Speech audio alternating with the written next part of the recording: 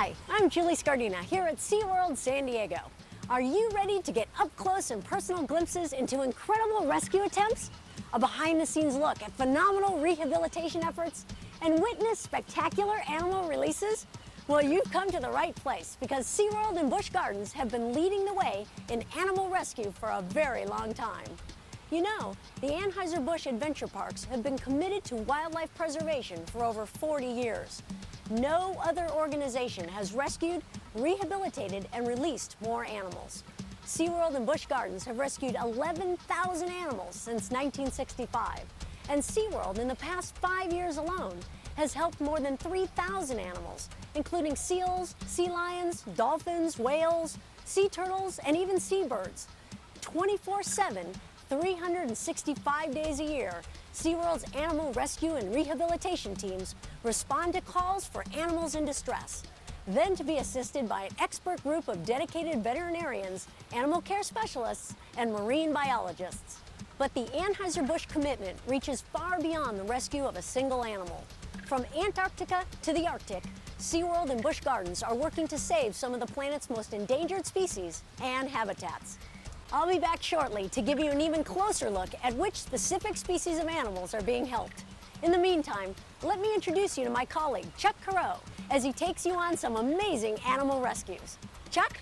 Thanks, Julie. You know, SeaWorld and Busch Gardens have performed some truly amazing rescues.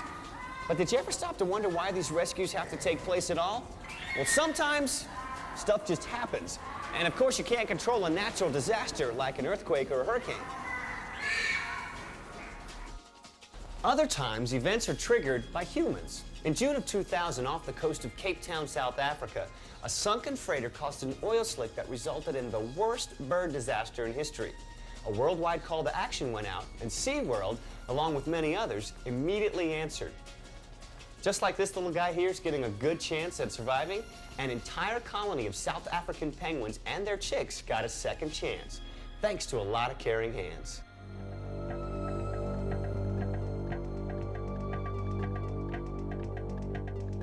It comes as a surprise to many people to hear that South Africa is home to penguins.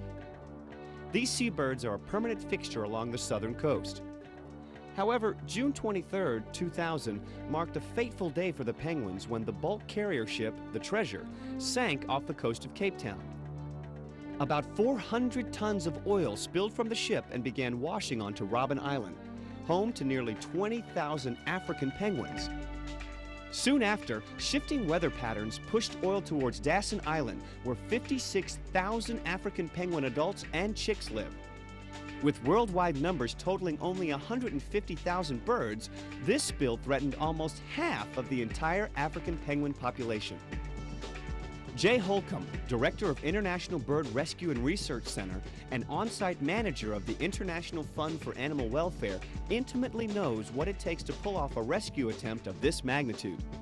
He discusses what zoological parks and staff bring to a rescue such as this. To manage this many birds takes a lot of supervision. The volunteers are wonderful. They come in hordes. We have 700, 800, 900 a day to come in, but they all have to be supervised. So what we've done is brought in people from zoos, aquariums, wildlife rehabilitation facilities from around the world that we put under our management system that we've created, and they help us manage the volunteers. These guys just... With a rescue that totaled over 23,000 oiled birds, people from around the world pulled together to save the penguins.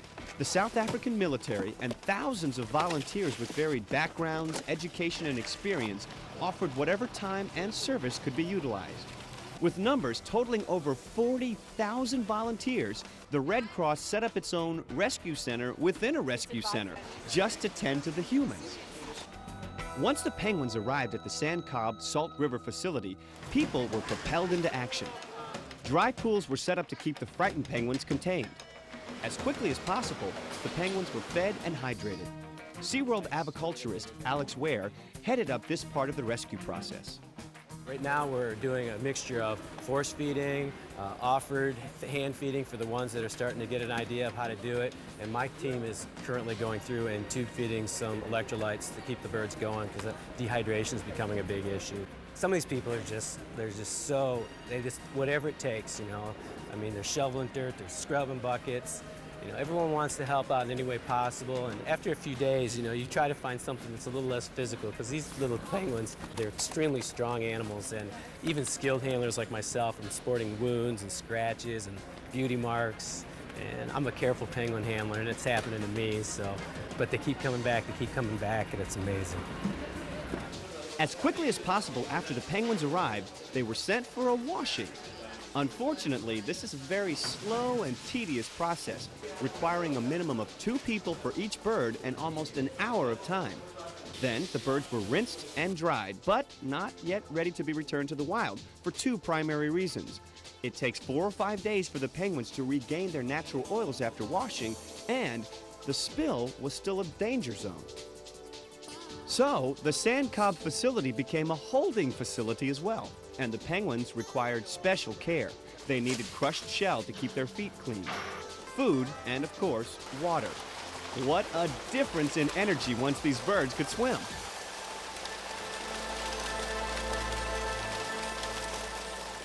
And what an amazing transformation to turn an empty railroad warehouse into a penguin rehab center of this magnitude. When the spill first happened, they must have known that this was going to, in total, so many penguins, and they knew what kind of space requirements they were going to have, because I walked in, I was like, why do they have that huge factory for these birds? And now we're just filling it up every day. We're needing another room, and to be able to keep it all central right here in one area rather than satellite rehab stations, everyone doing their own thing. It's a good thing for the animals, and it makes it very easy to coordinate the volunteers. Another unfortunate detail in this oil spill was the timing. It occurred in the middle of chick rearing season, and both mom and dad take part in raising their young. Parents were swimming through the slick in search of food, returning to the islands oiled, which would eventually make them unable to swim. They were also regurgitating oil to their chicks. Until SeaWorld aviculturist Lauren Dubois and Baltimore Zoo colleague Steve Sorrow arrived in South Africa, it was too much time and effort to focus on saving the younger birds.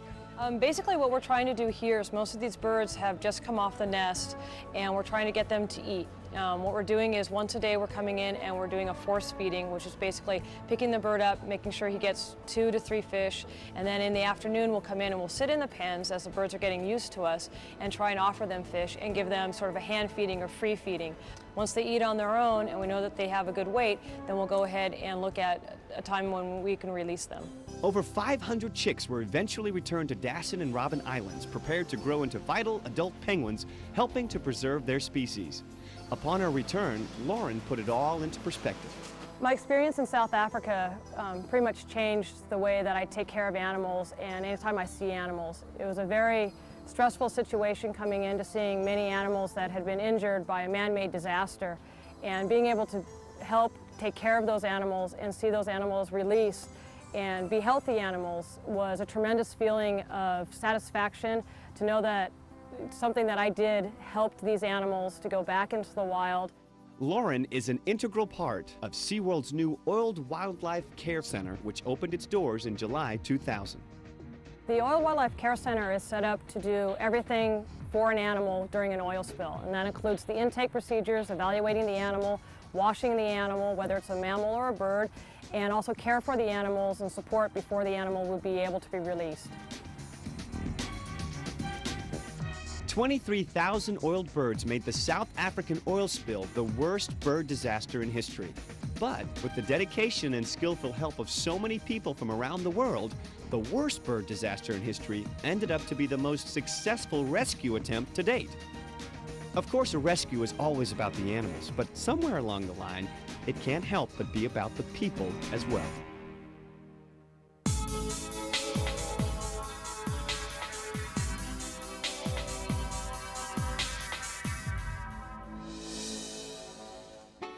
California sea lions like these are abundant off the U.S. West Coast. That's not the case for another pinniped, the very endangered Hawaiian monk seal. Recently, an unusual form of blindness swept through Hawaiian monk seal colonies, putting their already dwindling population in even further jeopardy. SeaWorld San Antonio helped rescue several of these blind seals in an attempt to not only save these few, but learn more about this pinniped in hopes of understanding ways to protect their entire species in the future. It's an amazing thing. The Florida manatee has a legendary history dating way back before Christopher Columbus. Now, often the source of mistaken identity, this gentle giant has been called everything from a monster to a goddess. Well, whatever label you choose, there's one manatee that can be called just plain lucky. Now, don't mistake him for a reindeer or for a meteor. This is the story of Comet, the Florida manatee that ventured back to Florida by way of Ohio. Ohio. Slow and gentle, manatees capture the hearts of all that see them. However, seeing them can be somewhat difficult as they come to the surface to breathe. And it's their slowness that may actually increase their chances of being injured by boat collisions, one of several factors that threaten this endangered species today. Manatees and their relatives are found in oceans, bays, and rivers all over the world, although we're looking specifically at the West Indian manatee, which is found throughout the Caribbean and Florida. Manatees are mammals that are completely vegetarian, eating primarily seagrass. But don't let that fool you. They can weigh up to 3,000 pounds. Unless they are mother and calf, manatees typically live a solitary life, although in winter they may migrate with groups in search of warmer waters. The story of Comet starts in January of 1998 in Fernandina Beach, Florida, where he was found with his mother who had been hit by a boat. SeaWorld's animal rescue team responded to the distress call to find a very injured mother and her year-and-a-half-old calf who was still nursing. The mother, named Mercury, sustained many large wounds on her right side, and SeaWorld vets discovered that she had several broken ribs that were causing a severe infection.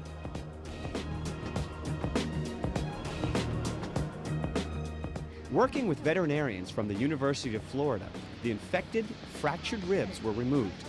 Although Mercury began to eat following surgery, her wounds were too severe and she succumbed to them shortly after.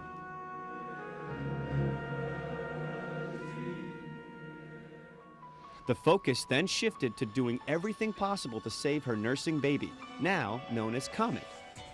Comet received around-the-clock attention and thrived under SeaWorld's care.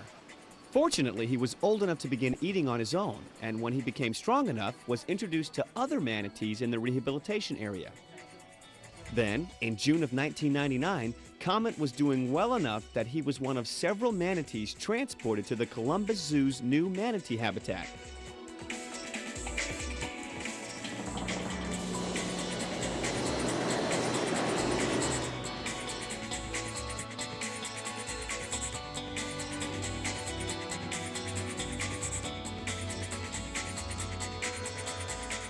How about that? Manatees in Ohio. Doug Wormeltz, Assistant Director of Living Collections at the Columbus Zoo, explains why this is important. It's important for people in Columbus, in central Ohio, in the Midwest to know about manatees. We use Florida as a vacation spot, and our lifestyles directly impact the survival of these animals, and we need to learn to be responsible, make a choice, and learn how to live with wildlife. After more than a year of helping to educate guests in Ohio, it was time for Comet to come home. In a collaborative effort between SeaWorld, the Columbus Zoo, and government agencies, a transport and release strategy was designed and executed.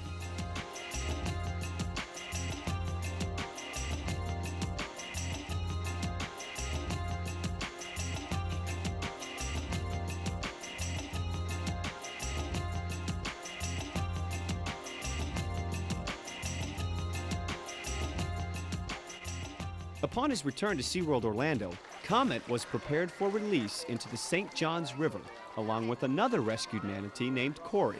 Comet was released with Corey, a younger animal, today, so hopefully they'll stay together for a while. They're going to encounter the wild manatees that are in the spring, so Comet will probably learn where the food sources are and learn to move back and forth between the river and the spring, but eventually he'll probably go on his own. SeaWorld Orlando is one of several manatee rescue and rehabilitation facilities in the state of Florida.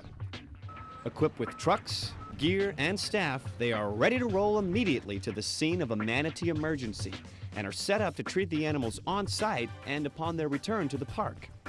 Manatees, the last generation, serves as a home to animals unable to be released and, like the Columbus Zoo exhibit, helps educate visitors about the plight of the manatees.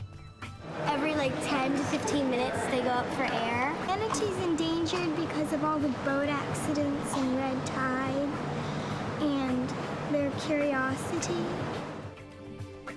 It may seem like a lot to go through to save one animal, but today, a manatee named Comet swims free, slow and gentle, and brings the overall numbers of this endangered species up by 1. SeaWorld thinks that alone is worth it.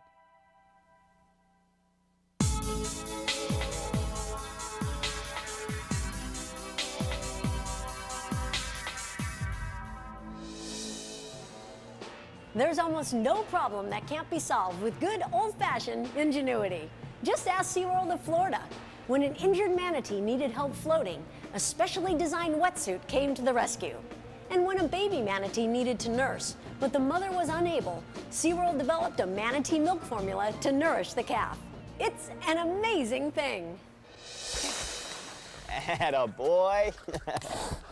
You know, some healthy marine mammals like sea lions, seals, and walruses naturally haul out onto land at times. Now, they might do this to mate, bear their young, or simply to rest. But, you know, sometimes animals haul out because they're ill or injured. In this case, an animal is considered stranded. That means it's helpless and unable to survive under the present conditions. Animals become stranded, well, for many reasons, ranging from disease, toxins, injuries, parasites, entanglement, oil spills, and believe it or not, weather events such as El Nino. Although the cause of El Nino remains a mystery, it's an ocean event that has far-reaching effects.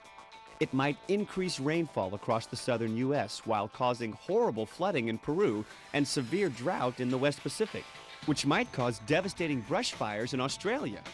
Meaning the little boy, or Christ child in Spanish, El Nino got its name since it often arrives around Christmas. During an El Nino, there's a change in normal trade wind strength in the central and western Pacific, which impacts surface water temperatures off the coast of South America. As water temperatures rise, the warmer waters aren't as nutrient-rich as the normal colder waters, and this starts an adverse reaction that moves all the way up the food chain. A lack of nutrients causes some vital plants and animals to die, while others can't survive and thrive in warmer waters, forcing animals that depend on them for their own survival to starve. It might also force animals, fish, and birds to migrate to other areas in an attempt to survive. This often results in animals stranding or ending up in areas not common to their species. And this results in an increase in rescues during an El Nino. SeaWorld San Diego's Assistant Curator of Animals, Keith Yip, explains. During the El Nino event, we rescued over 350 animals. So far this year, for instance, we've only rescued 35 animals. I'd say the average is about 75 to 80 animals every year, and sometimes around 100, but 350 is an excessive number of animals. What if you find an animal that appears stranded or abandoned? Observation is the first step. Often, in the case of a youngster, the mother may be off hunting, so unless the animal is in distress, you should simply watch it for a period of time. If the animal does require intervention, contact your local wildlife rescue and rehab agency. Often, humans think they're doing the right thing by intervening. However, these decisions are best left up to the experts that are trained and equipped to deal with these crisis situations. Many things can impact animals and their welfare, including weather. Sometimes nature needs to take its course. Other times, a helping hand, or lots of helping hands working together, is just what the doctor ordered.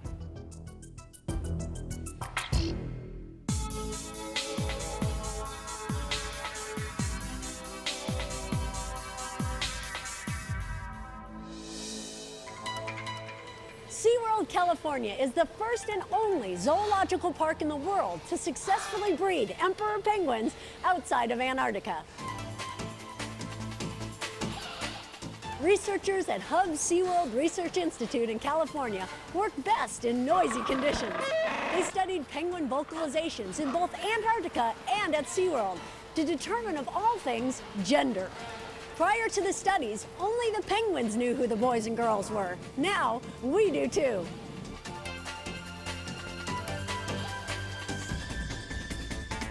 It's an amazing thing. Sometimes things happen in nature for reasons no one understands, and human intervention becomes a crucial factor in the survival of an animal. This is the story of Callie, the giraffe, that with the help of Busch Gardens caretakers, veterinarians, and designers, stood just a little bit taller and a whole lot steadier on her feet. There's no question that Busch Gardens Tampa is a fun and exciting theme park. But did you know that what looks like a cool place to see animals is serving a major worldwide function? Several animals housed at Busch Gardens and SeaWorld are actually part of breeding programs, which help ensure the overall survival of threatened and endangered species. Every day, guests at the park can get a glimpse of the newest additions to the Busch Gardens family by stopping by the nursery. Not all animals in the nursery are endangered or threatened. Sometimes, for various reasons found in nature, the mother is unable or unwilling to care for her offspring, or the baby may be sick or needs special care. This was the case with Callie the giraffe. Callie, a reticulated giraffe, was born prematurely at Busch Gardens Tampa. Normally, giraffes can get up and walk on their own within minutes after birth. Callie, however, was just too weak to support herself. Weighing just 75 pounds at birth, she needed round-the-clock nursing care for the first 5 days. She was then able to stand up, but her forelegs needed support. Busch Gardens veterinarian Dr. Noah Abumadi determined that Callie's legs could be supported with braces, which would allow her to walk and strengthen her weak legs and joints. Shriners Hospital for Crippled Children was called to assist in the evaluation and design of the braces. A little extra support was just what Callie needed to boost her confidence. With her newfound stability, she was able to be walked and exercised, growing more sturdy as each day passed. Eventually, she was strong enough to walk and run on her own, where she joined the other Busch Gardens giraffes on the open veldt. Not only are breeding programs important as a way of increasing population numbers of a species, but also genetic diversity. SeaWorld aviculturist Rob Yorty explains. When you're actually thinking about possibly releasing an animal, you don't want any latent genetic problems in their traits that could come out when the animal's actually released out in the wild and reproduces. So by this way of having a very large number of animals, we can keep track of all their genetics and make sure we don't have any weaker individuals, so to speak, that may be part of a reintroduction program. Zoological parks provide fun and entertainment, no doubt. But look below the surface and you'll discover dedicated people devoted to conserving and preserving animal welfare, diversity, and population. Global concern on a local level.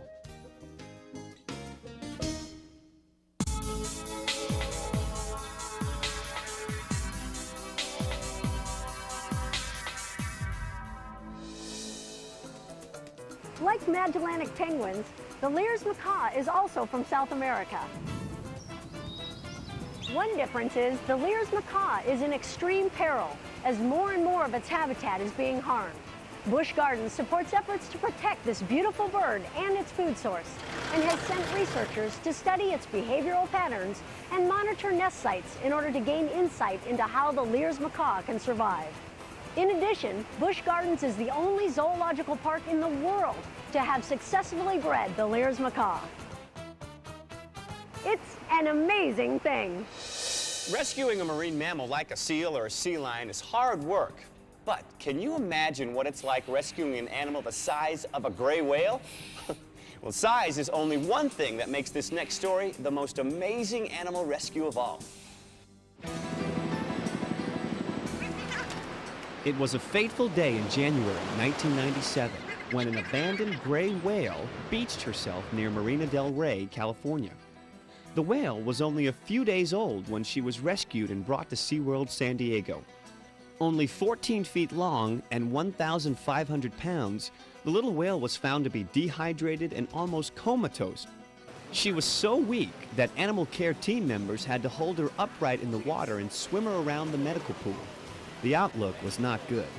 Dr. Jim McBain gave the grim findings. Well, the animal is in pretty weak condition. It's dehydrated, it's very short on energy resources, energy supplies, it's very thin. The prognosis for full recovery is no better than poor at this point.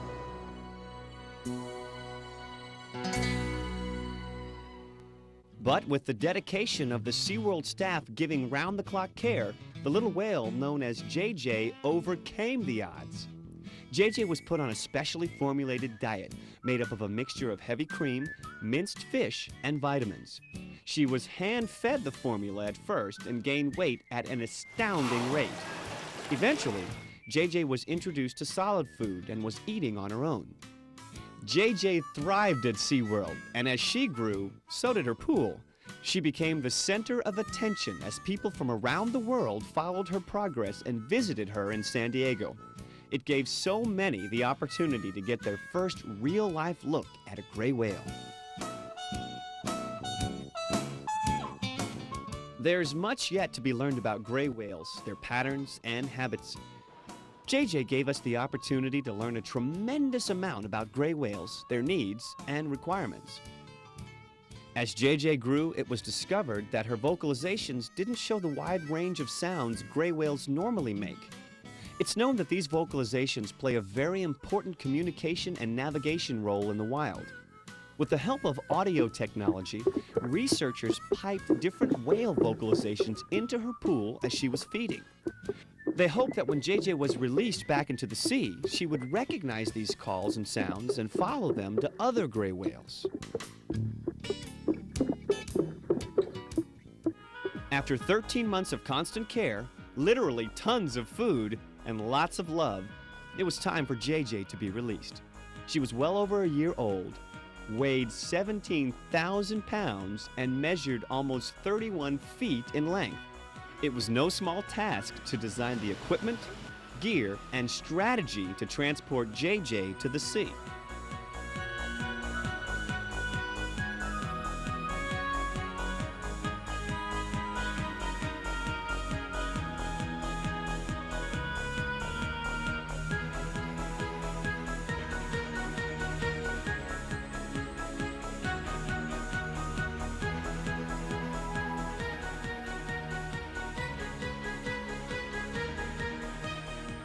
On March 31st, 1998, in a bittersweet mixture of laughter and tears, JJ was released. After only a few days, she scraped off her tracking devices, so there was no way to follow her. She was released as the gray whales were making their way north to the colder Arctic waters. Hopefully, after learning their sounds, being taught to eat, and thriving so well at the park, she connected with the other whales and has been making the annual migration with them ever since. The story of JJ is truly one of the most incredible rescue and rehab stories in which SeaWorld and the world has been involved. The story of a little whale that taught us more than we could imagine, that taught us to believe in miracles. The story of a little whale that will leave her footprint on our hearts forever.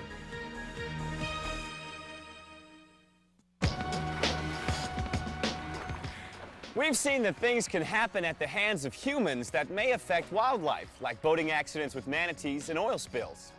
We also know that some things are beyond our control, like weather events such as El Nino. And we understand that sometimes, well, nature just has a mind of her own, as seen with the stranding of animals like sea lions or whales. But even though we may not always be a part of the problem, we can be a part of the solution. On behalf of Anheuser-Busch Adventure Parks, this is Chuck Carreau thanking you for joining me in some of the world's most amazing animal rescues. I hope you enjoyed your journey.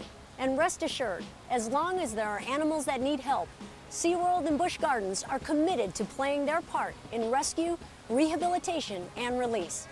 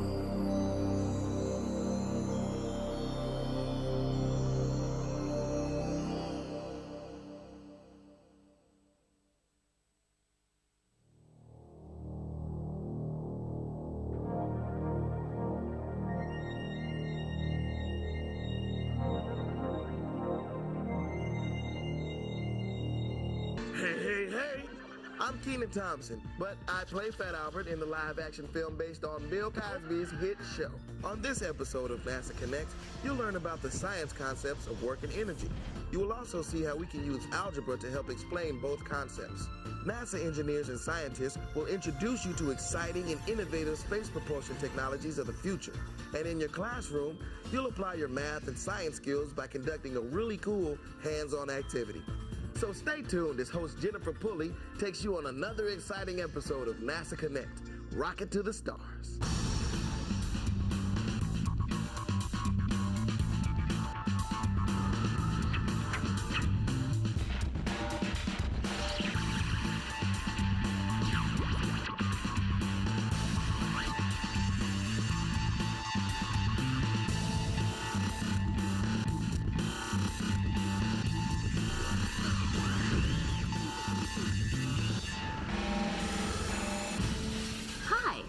Jennifer Pulley, and welcome to NASA Connect, the show that connects you to math, science, technology, and NASA. Imagine it's the year 2040. You and a team of international scientists are part of the exploration crew that will begin construction of the first human base on Mars. You are laying the groundwork for the next generation of explorers to explore Mars and beyond. It's not an easy task, but you are up to the challenge. All your years of schooling, training, and hard work have finally paid off. Does it sound like a fantasy to you? Actually, it's not. NASA is ready to make the next step to exploring the solar system and beyond, and they need your help. NASA is looking for bright, young engineers, scientists, and researchers who will make the new vision for space exploration a reality. For you, it starts right now, in the classroom. Now, during the course of this program, you will be asked to answer several inquiry-based questions. After the questions appear on the screen, your teacher will pause the program to allow you time to answer and discuss the questions. This is your time to explore and become critical thinkers. Students working in groups, take a few minutes to answer the following questions. 1. What comes to mind when you think of work? 2. How are work and energy related? 3. What are some forms of energy? Briefly describe them and give examples of each. It is now time to pause the program and answer the questions. So guys, how did you do with the questions? Great job. Okay, let's get started. So, what is work? Well, most people would say they are working when they do anything that requires a physical or a mental effort. Now, in scientific terms, work is the use of force to move an object a certain distance. More specifically, to do work on an object, some part of the force you exert must be in the same direction as the object's motion. Let's look at the following 2 examples.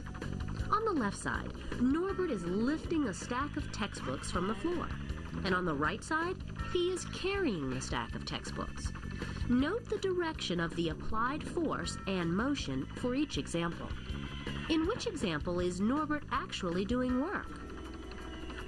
If you said the left side, you are correct. Why isn't Norbert doing work in the example on the right? Well, because no part of the applied force is in the same direction as the object's motion. When the force is in the same direction as the motion, we can determine the amount of work being done on an object by multiplying force times distance. What are the units for work? You know that force is measured in newtons, and distance can be measured in meters.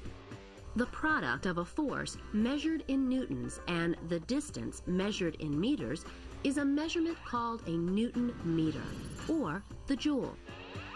The joule is the standard unit used to measure work. 1 joule of work is done when a force of 1 Newton moves an object 1 meter. Do you have any idea how much a joule of work is? I know.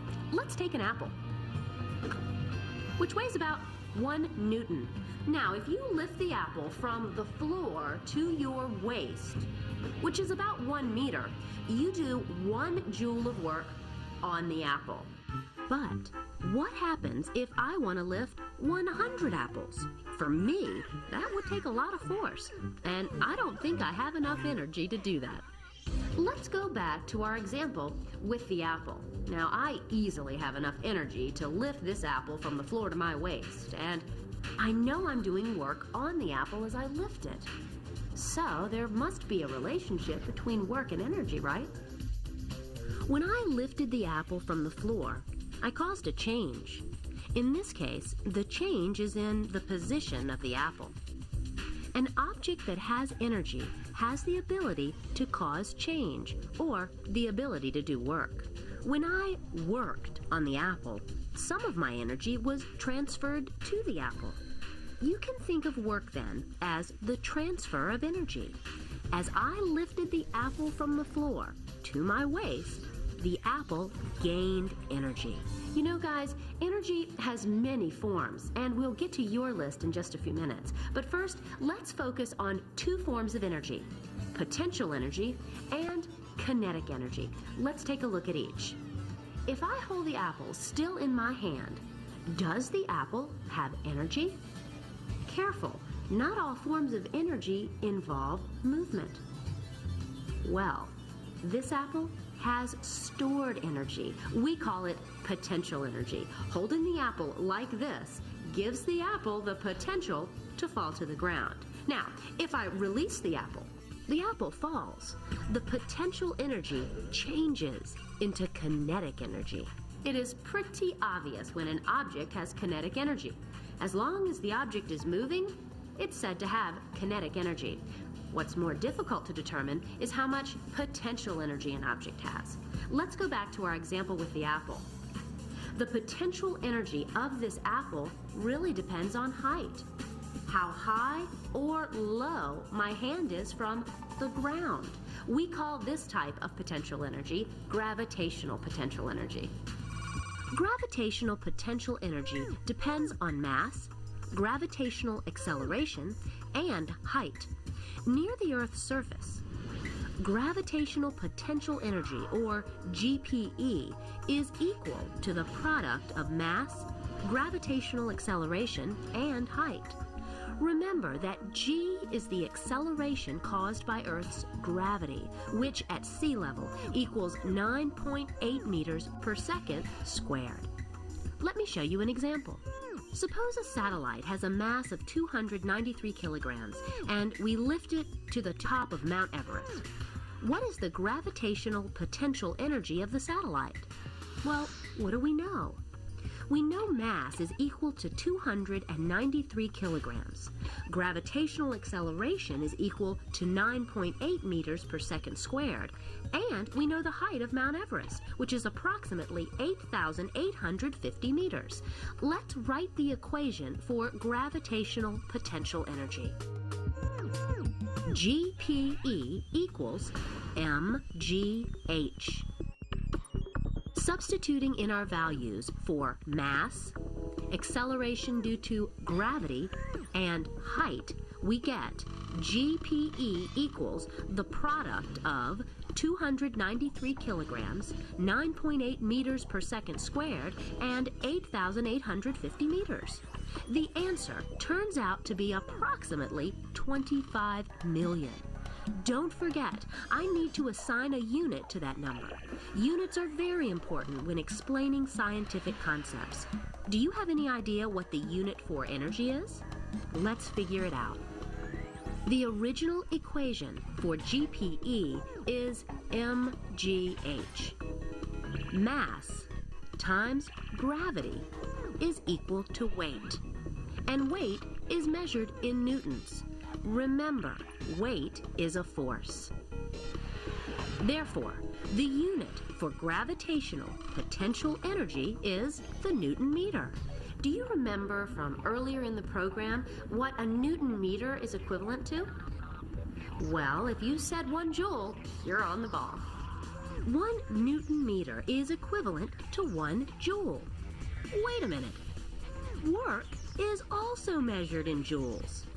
I think we just showed mathematically how energy and work are related to each other.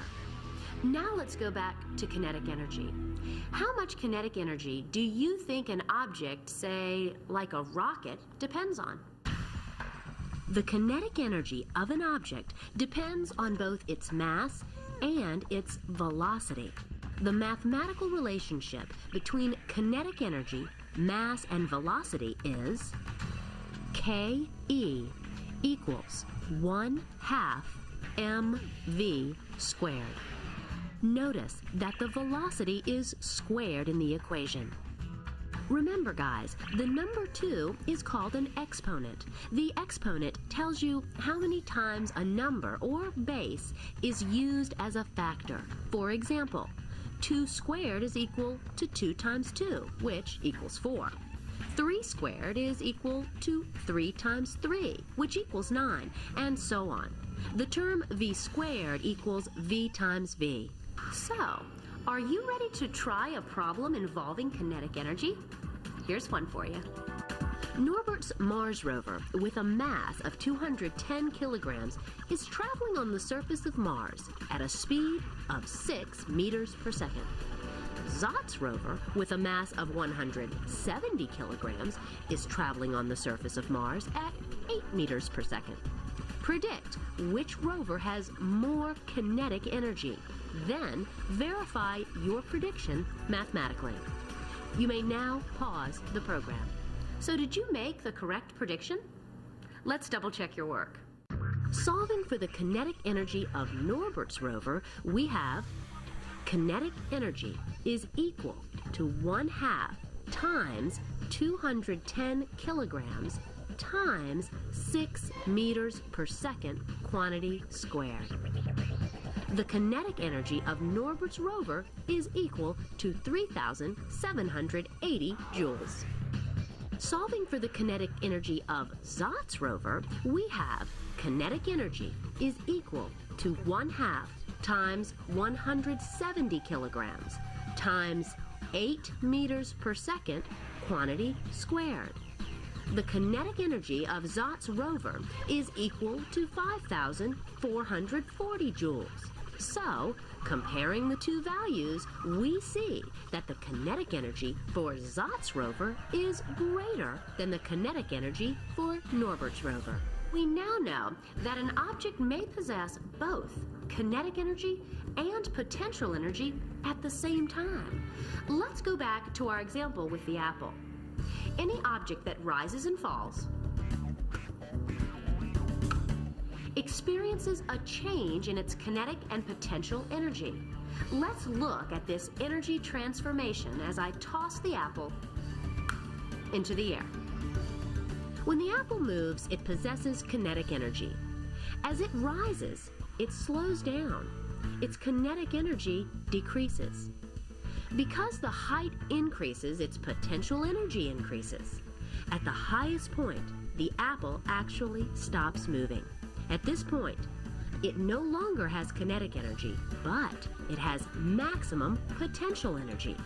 As the apple falls, the kinetic energy increases and the potential energy decreases. No matter how energy is transformed or transferred, all of the energy is still present somewhere in one form or another. This statement is known as the law of conservation of energy. As long as you account for all the different forms of energy involved in any process, you will find that the total amount of energy never changes. In other words, energy cannot be created or destroyed. It just changes form. So, do you think you have a pretty good idea of what work and energy, specifically potential and kinetic energy, are all about? Well, good, because now it's time to preview this program's hands-on activity. The NASA Explorer School students from Martinsville Middle School in Martinsville, Virginia, will preview this program's hands-on activity. Hi, NASA Connect asked us to show you this program's hands-on activity. In this activity, students will do an inquiry investigation on the relationship between the height from which a marble on a ramp is released and the distance a milk carton at the end of the ramp is moved along the floor after the ball collides with the carton. You can download a copy of the Educator's Guide from NASA Connect website for directions and a list of materials. Before you start the activity, your teacher will ask you to answer and discuss several critical thinking questions based on the experimental setup. Set up the ramp by using tape to mark one end 0.7 meters high and place an empty milk carton at the other end of the ramp so that it will catch the marble after it rolls down the ramp. You will roll a marble from 5 different measured heights. Line up a meter stick on the floor along the distance that the milk carton will travel after being hit by the marble. Starting at the first height marked on the ramp, release the marble down the ramp.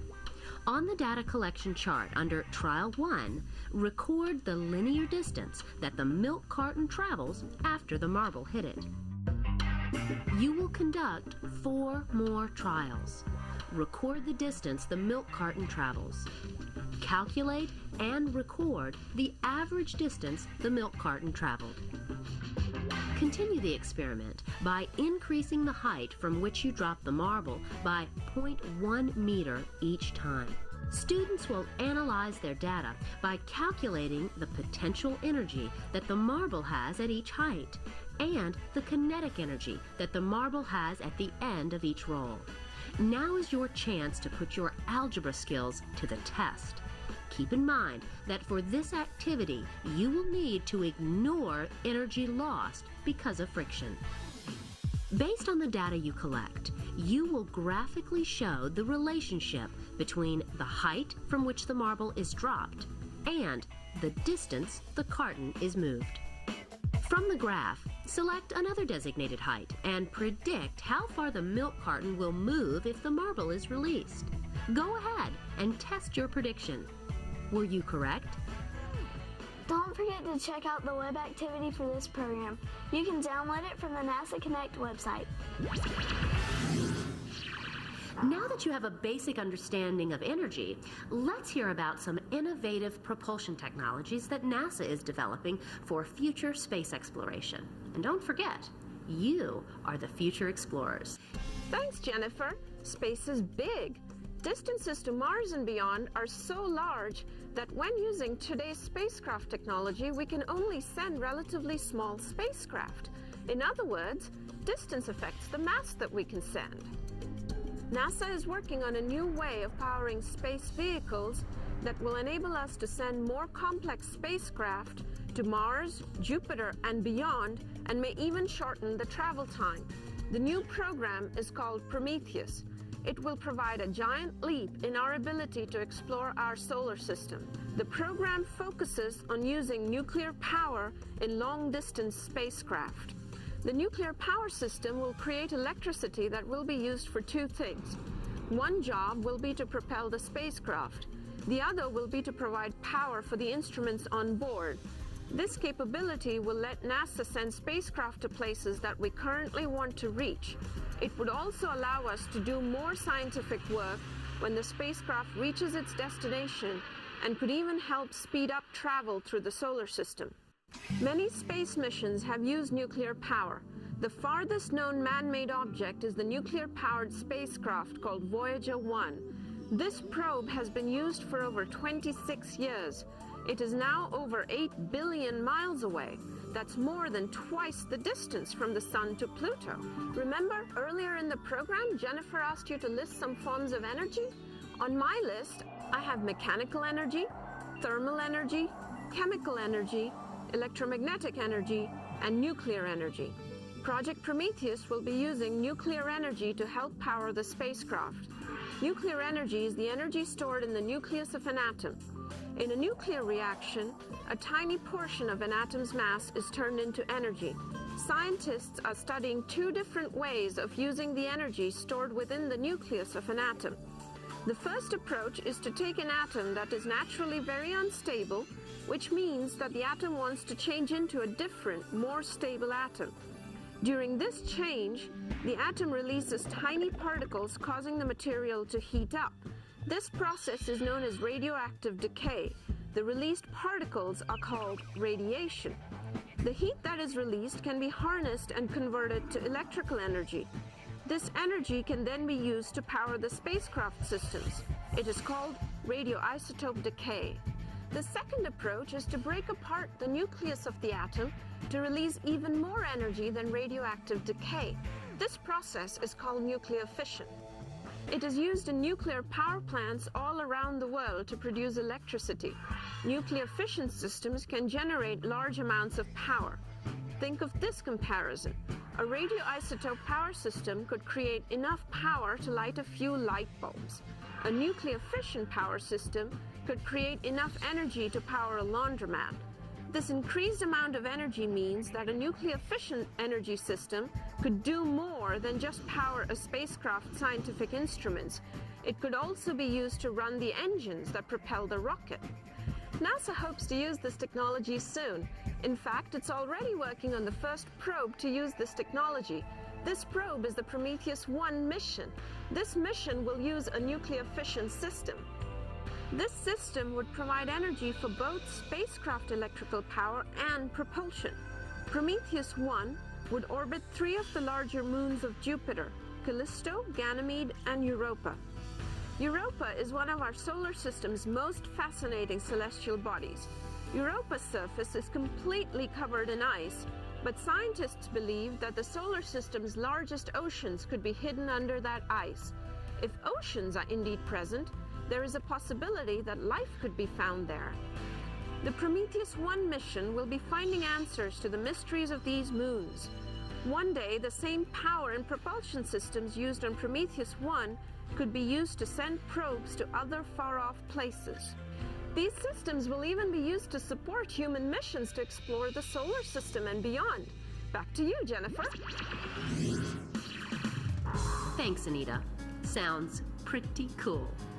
You know, NASA is working on another propulsion technology. It's called Vasimir.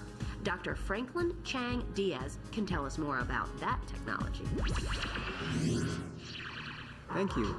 My name is Franklin Chang Diaz, and I'm an astronaut and director of the Advanced Space Propulsion Laboratory.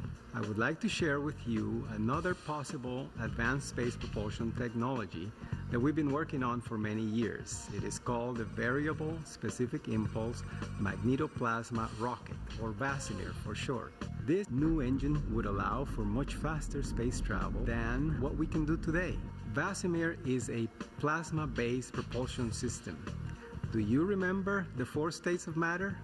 They are solid, liquid, gas, and plasma. You can go from one state to the other by adding or subtracting heat from the material. Take water, for example. Its solid state is ice. Add heat and you get liquid. Add more heat and you get gas or vapor. If you add even more heat to the gas, the atoms in it get torn or broken. Remember, each atom is sort of like an egg. It has a central nucleus, the yolk, with positive particles in it called protons, and a blanket, the white, of negative charged particles called electrons in it. When the atom gets torn, these charges are free to roam around every which way. Scrambled eggs. Such a mixture of charged particles is called plasma. Plasmas are very hot, with temperatures of hundreds of thousands to millions of degrees. The sun and the stars are made of plasma. Plasmas are very good conductors of electricity, and they respond very well to electric and magnetic fields. We use these properties to heat them and also to confine them and use their extreme heat to produce awesome rocket propulsion. Electric fields heat the plasma and speed it up. Magnetic fields direct the plasma in the right direction as it is pushed out of the engine. This creates thrust for the spacecraft. Possible fuels for the Vasimir engine could include hydrogen, deuterium, helium, nitrogen, and others. The use of hydrogen as a fuel for the project would also have other benefits. Hydrogen can be found all throughout space. This means we are likely to find plentiful supplies of fuel everywhere we go, and we could refuel the spacecraft for the return trip to Earth. Also, strong magnetic fields and liquid hydrogen make for great radiation shields.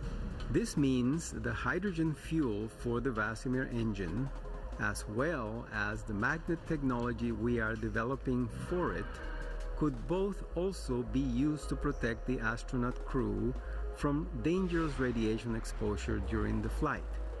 This is how technology developed for one thing can also be used for another equally important purpose. To heat and accelerate the plasma in deep space flights, Vasimir will use electricity from nuclear power.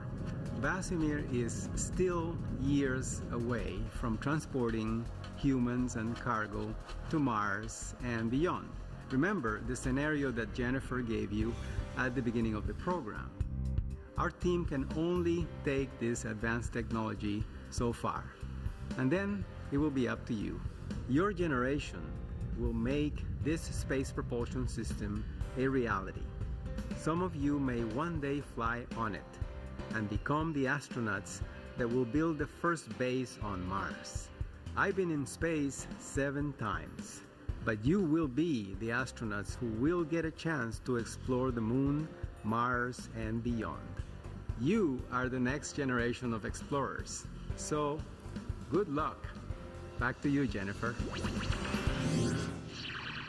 My thanks to Dr. Chang Diaz. You know, I can't wait for the day when we receive the first transmission from people on Mars. And maybe you'll be one of them. Well, that wraps up another episode of NASA Connect. We'd like to thank everyone who helped make this program possible. Got a comment, question, or suggestion? Well, email them to connect@lark.nasa.gov. And don't forget to check out this program's Student Challenge. You can find it on the NASA Connect website. So until next time, stay connected to math, science, technology, and NASA. And maybe we'll see you on Mars.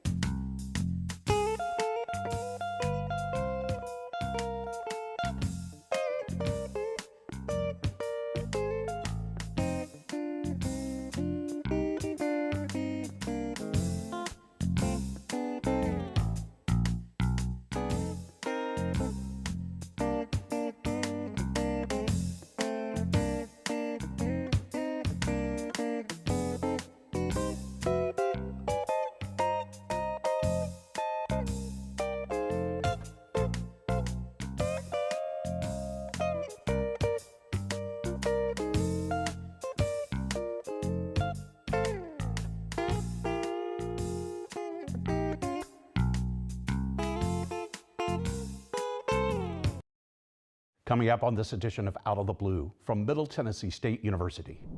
MTSU has been designated an age-friendly university, the first and only institution to be so recognized in our state. The Commissioner of the Tennessee Department of Health joins us to celebrate the news. February is Black History Month, and we talk about the history of Black History Month at MTSU and how our university creates the events that recognize the talents and contributions of community members on campus and beyond. And we spotlight the work of an MTSU oral historian recently tasked by the National Park Service and the state of Tennessee to capture first-person interviews of two important milestones. I'm Andrew Ottman, and this is Out of the Blue.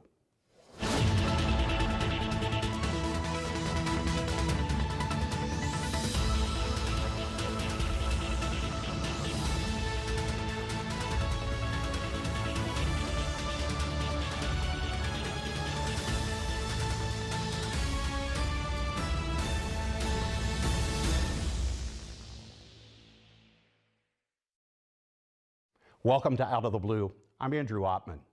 MTSU is the first university in Tennessee to receive membership in the Age-Friendly University Global Network. That gives us the designation as the state's first age-friendly university. This network promotes positive and healthy aging through innovative educational programming, research, and curriculum development. Joining us to share the good news is Dr. Deborah Lee, professor and holder of the NHC Chair of Excellence in Nursing, and Dr. Ralph Alvarado, Commissioner of the Tennessee Department of Health. Dr. Lee, welcome to the program again. Thank you. And Commissioner, we're so honored to have you on the show. My pleasure. Thank you for doing this. And we've got some big news. Dr. Lee, tell us what's going on. What happened? Well, thank you, Andrew. I'm excited to let the university community and our wider community know, and our state to know, that MTSU is the first university in Tennessee to receive the Age-Friendly University designation from the Age-Friendly University Global Network. Fantastic news. Congratulations. Thank you. And we are now part of a network of over 110 universities around the globe, including 5 continents. And we are now the 34th of the 50 states that have received this designation. And so my hope is that our success is going to encourage other universities to also apply for this designation. Commissioner, if you could just take the big step back and look about what does this mean for the state of Tennessee having this kind of designation? Yeah, it's a big deal. And I don't think, people often, they wonder what this is and what's the big deal about being age-friendly. Really, we're hoping it's become something that's contagious, that other universities kind of follow suit. So for MTSU to be the first, really, you get to be the leader. You get to set the standard of what the state's going to look like in this regard. But get this age-friendly designation to kind of establish, to say, hey, look, we're welcoming for people that as they get older, for the concerns that they have, whether it be health issues, transportation issues, lots of things, to welcome them into the area. And people are getting older in our state and our country all the time. So as we're getting prepared for that, I think this assists for people if they want to look for a place to live or come to. It makes it easier for folks to come. Dr. Lee, I guess you talked about an ecosystem. That's a very broad term. What does it mean to be a part of that ecosystem, and what does that reflect? Well, all of the components that Dr. Alvarado just talked about really are part of the ecosystem. So it's our public health systems, it's other health systems that interact with older adults, it's universities, it's other types of systems that also feed into helping make our state one in which really addresses the needs of older adults. And so for us to be a part of that ecosystem means that we are contributing through the wealth of programming we have here at the university to really make this a place that's friendly for older adults to engage with, not necessarily just education, but with our also our recreational, our civic opportunities. But I'm really proud of what we do educationally here to really support older adults. And that, I think, makes us unique and wonderful in trying to be part and supporting an age-friendly ecosystem. Absolutely. We're very proud of what services we provide, that we have a very diverse student population. Commissioner, I guess taking a further step back, you're on the services you're trying to, through the Department of Health, provide this. What's your role in that ecosystem? What are the things that you're trying to emphasize? You touched on a few of them, but go. Yeah, so when I first I've been in this role now about a couple of years, and when I first got here, I think my entire department said, hey, what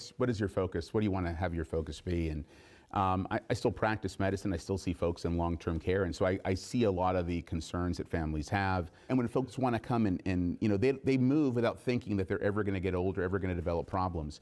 And so when they start to encounter medical issues, they start to encounter transportation issues, things that we call social determinants of health, we haven't been prepared for that. And so I said we need to make a focus to make sure that people, when they come here, they're prepared, because most of the country isn't. And so Tennessee's really taken an approach now. I think the governor has realized that as well, created a new Department of Disability and Aging. So we're trying to create a system where with our health departments can be an information center for folks that when if they develop a problem or a loved one starts to notice, hey, my mom or dad or my sibling or husband or wife is having some problems, where do I go? They don't know where to go for that. And it's a very complicated healthcare system. We want to be a place where they can come to, because there's a health department in every county, to come in and say, what's available for me, and to get them connected to lots of resources. If they're just interested in saying, I want to learn more or take a course, to say, here are the universities that are going to be connected for this. Like I said, we're hoping this becomes something that's contagious, that other universities want to follow suit. There's so much we could talk about on this. There's got to be a place, though, that we could go to get more information. And I'm going to ask you both for a URL. Dr. Lee, where can I find out more about what we're doing at the university? From the Positive Aging Consortium perspective, which talks about a lot of the activities that we are doing here on campus, it's mtsu.edu/PAC, which stands for Positive Aging Consortium. Fantastic. And Commissioner, what about you? Where do we find you? I'm trying to think of the URL, but it's the Tennessee Department of Health. If you Google, it's a massive website, fantastic. Lots of information on there, but you can find, we have an Office of Healthy Aging now, and they've got a lot of resources on there for folks. And even if people aren't comfortable using computers, go to your local health department. Every county has one. You can always drop in. We've got folks, we're developing a lot of people that can connect you with that, people that are navigators, and they can help them if they want to meet somebody face to face. Fantastic. Commissioner, welcome to campus. Thank you. I appreciate it. Thank you so much. Dr. Lee, it's always great having you back on the program. We're so very proud of you. Congratulations. Thank you. And we'll be right back. We do it all.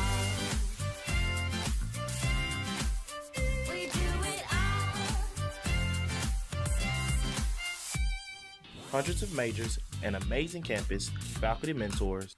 You can find what you're looking for at Middle Tennessee State, the University of Opportunities.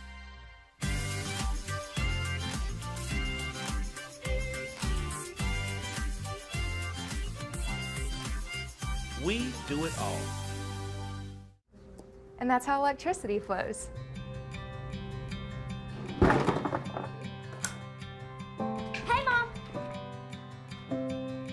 Don't break it, don't break it. It's just one thing. Thank you. Wow, this looks amazing. This is the electric robot I made all by myself.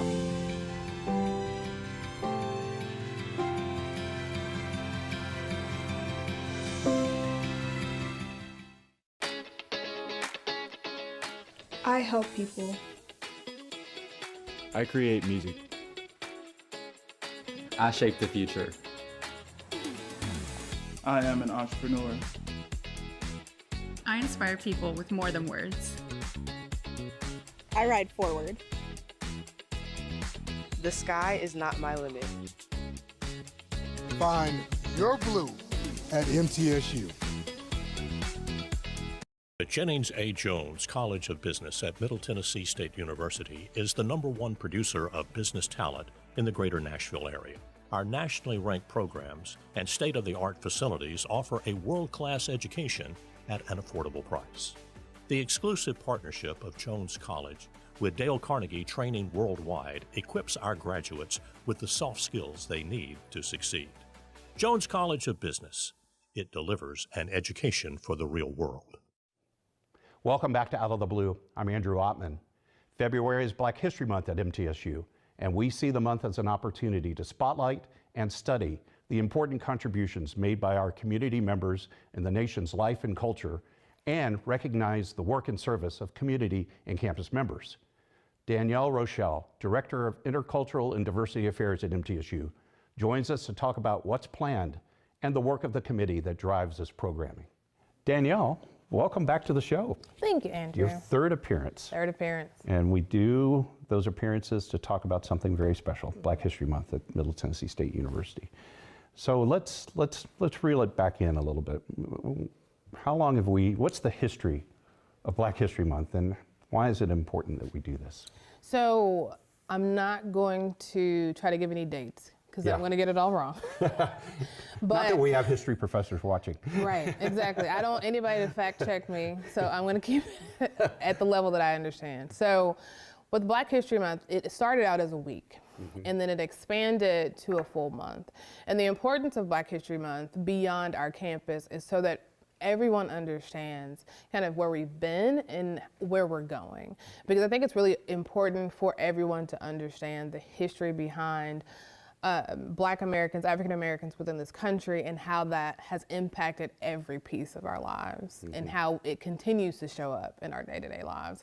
And so celebrating Black History Month on MTSU's campus helps to reinforce that, because it allows our students to continue to see the importance of what we do and where the people within the Black community have come from. Also gives us an opportunity to look how far we as an institution have come. Absolutely. And where we're going. Absolutely. I know you don't do this alone. I know you've got a lot of folks. You have a committee. Why don't you talk about that process, about how these events come to light, and how does this fantastic Unity Luncheon, how does that happen? Just kind of talk through that. Yeah, absolutely. So within Interculture and Diversity Affairs, I'm the only full-time staff member, and then I've got a lovely student worker who helps me throughout a lot of that work. But beyond what we're able to do, there's a committee. There's a full Black History Month committee. And we meet in the fall semester to start all of our planning for Black History Month. And so that committee is not limited. So we've had community members, faculty, staff, and students join this committee. One of the things that I really value about the entire month is the Unity Lunch, the kickoff, because it allows us to see what I consider to be Black history in person through the recognition of these individuals for their different areas of service. Can you talk a little bit about what we try to accomplish through that recognition? Yeah, and the Unity Luncheon is something that's been going on. This will be the 29th year. So this started in the mid-90s and it's carried on through this point. And with the Unity Luncheon, so I want to say maybe a couple years ago, the first Black SGA president won one of the Unity Awards. So we were able to recognize him and the work that he has done. It just continuously we're able to reach out through campus and our alumni and our external community to kind of see, like, who are the people that we need to be uplifting? Who should we be keeping an eye out for if we don't already know it ourselves? And one thing that I've really enjoyed to see is our faculty members who are on campus and who do extraordinary work beyond the classroom that impacts both the community on campus and off campus. And so being able to highlight that is really important. These individuals we recognize are not just connected to the campus, they're connected to the Rutherford County and Middle Tennessee area community, which is really, I think, makes it more significant as well. And we're very proud to broadcast this on True Blue TV, and it's one of our more popular shows, and we're really looking forward to that continuing. So that's kind of a good segue to get into what do we have planned for the month. And you've conveniently given me a list of 5 events, and we're talking about the kickoff right now, of course, in the Unity Luncheon. And let's talk about the date for that. When is that set? So the kickoff will begin February 3rd. And what's special about that one, so February 3rd at 11 a.m. in the IDA Center in the Student Union, 3rd floor. What I've been trying to do over the last few years with the kickoff is, in addition to making sure people are aware of the events, I also tried to highlight small businesses that are owned by alumni of MTSU. So being able to boast those alumni and encourage our students and staff and faculty to also patronize their companies has been really great. So I've loved that part. So that's February 3rd. That's February 3rd. 11 to 1 in the Student Union building in your center. Then the Unity Luncheon, February 6th. Unity Luncheon is going to be February 6th at 11 a.m. That one is going to be in the Student Union Ballroom, where it's been held for several years. And I think that space provides a really nice atmosphere for the luncheon in itself. And do you already have your keynote for that? We do. Jason Scales will be speaking during the Unity Luncheon. Fantastic. Then some really fantastic student engagement opportunities. Showtime at the Apollo. Yes, that is a fan favorite. That one I always enjoy attending and helping to plan, because being able to see our students interact with one another is always a highlight. February 13th, 6 to 8, also in the ballroom at the Student Union. And then you have a student group doing something called the Night in Africa Fashion Show. Yes, Night in Africa Fashion Show is going to be hosted by our African Student Organization, or ASO for short. They wanted to make sure that we were continuing to highlight fashion from within the Black community, because previous years we've had the Color the Runway fashion show. And once those students graduated, unfortunately, that kind of put the end to the fashion shows, which everybody enjoyed. And I really appreciate that ASO is stepping in that space. And last but certainly not least, and obviously a little bit of work still to do on this, our keynote speaker will be February 20th, correct? Yes, that is what we're planning for the keynote speaker. And this year it may look a little different. We're still in the planning stages for that one, but we want to make sure that we're really incorporating the theme of the month. So this year for 2025, the theme is African Americans in labor. And so that incorporates whether it is voluntary, enslaved labor, all of that, all of what it encompassed to be Black in America and working in America. So entrepreneurship just across the board, highlighting that and making sure our students understand what that impact looks like. Fantastic. There's a lot more to say, and I bet you there's a place on the web that folks can find it. Absolutely. Where is that? mtsu.edu/AAHM. So AAHM, think African American History Month. Fantastic. Danielle, thanks for all you do at the center, and then of course everything that you and this committee do to make this month special. We really do appreciate it. Absolutely. And we'll be right back.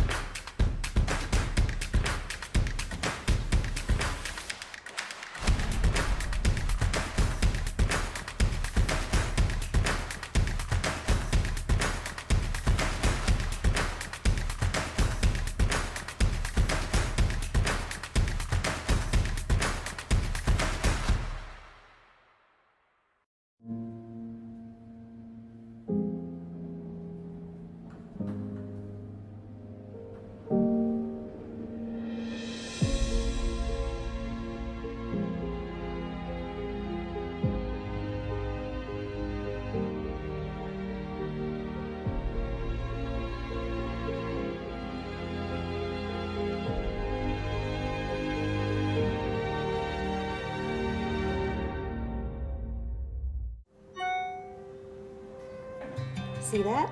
Go slow. I see it.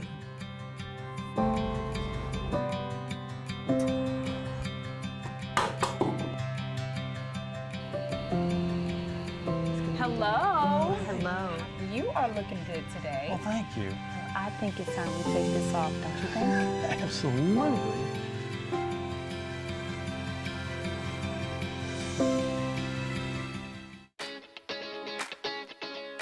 I help people. I create music. I shape the future. I am an entrepreneur. I inspire people with more than words. I ride forward.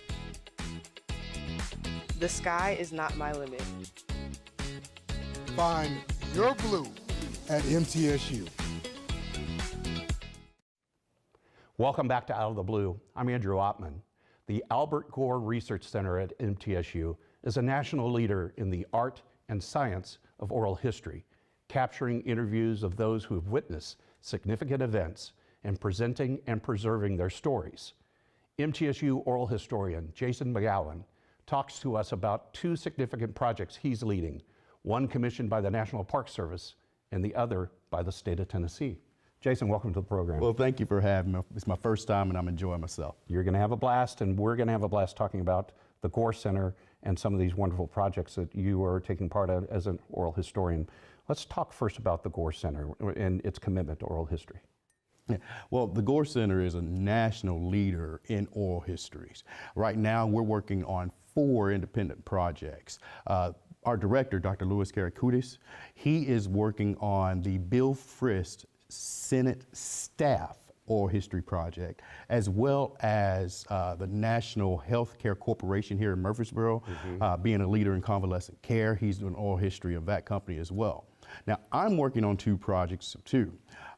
One is funded by the National Park Service, is Brown versus Board of Education Oral History Project, and the other is funded by the Tennessee Department of Tourist Development. I'm working on a Rosenwald School Oral History Project. Yeah, they're putting out 16 placards for schools across Tennessee, and I'm doing oral histories of former students of those schools. Jason, for our viewers that may not understand the significance of Brown versus Board of Education, let's just give me the 30-second.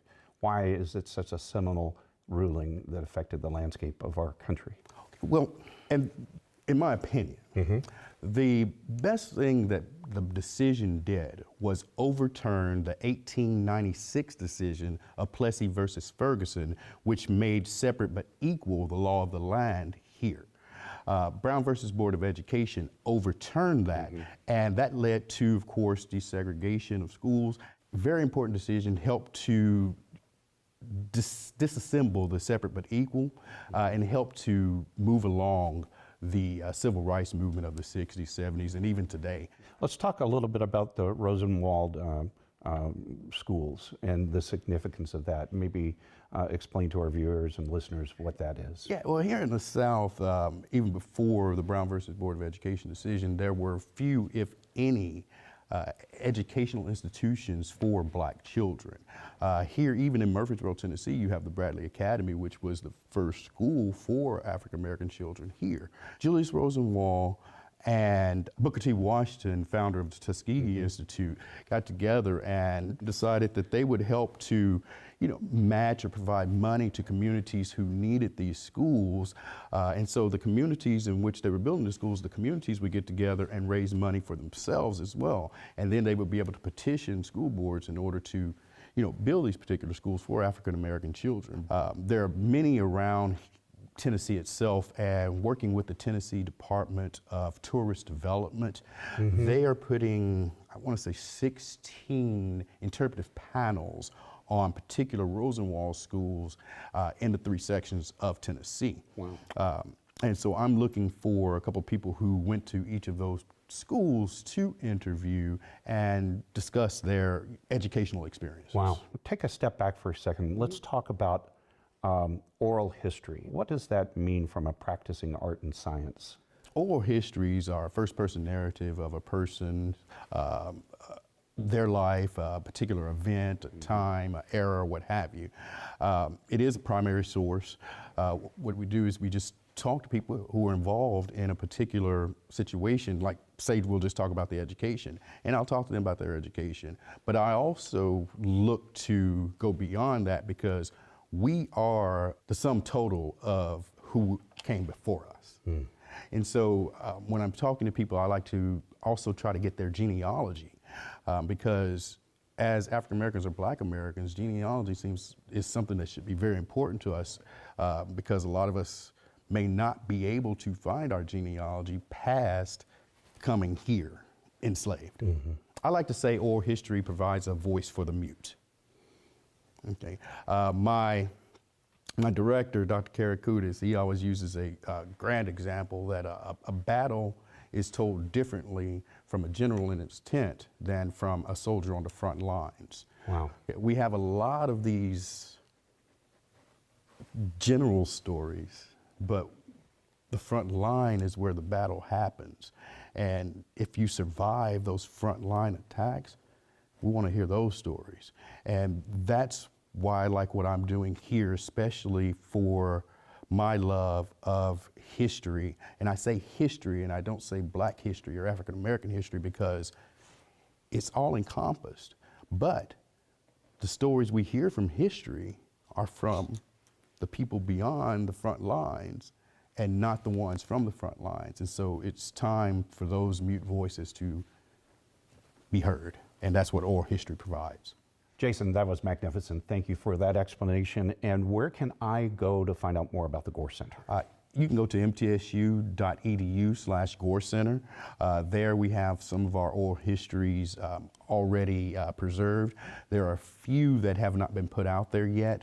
If you do want to hear some of the oral histories that I've done, I have a personal website. It's theoralhistoryguy.com. Okay. Yeah, I mean, wow. it's pretty easy. You are the oral history guy. That's a perfect URL. It's the oralhistoryguy.com. You can go there, and it'll take you to my SoundCloud where you can listen to some of the oral histories I've done around Middle Tennessee.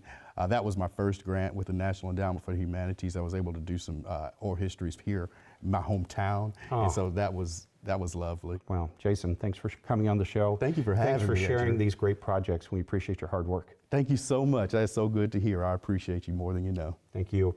And this does wrap up this edition of Out of the Blue. A reminder, you can find news about the campus 24 hours a day by going to our website, mtsunews.com. You can also find additional special content on social media, X, Instagram, LinkedIn, and Facebook. True Blue TV is available on most streaming services and also our app. Broadcasting from the Center for Educational Media, I'm Andrew Ottman. Stay safe, stay on course, and remain True Blue.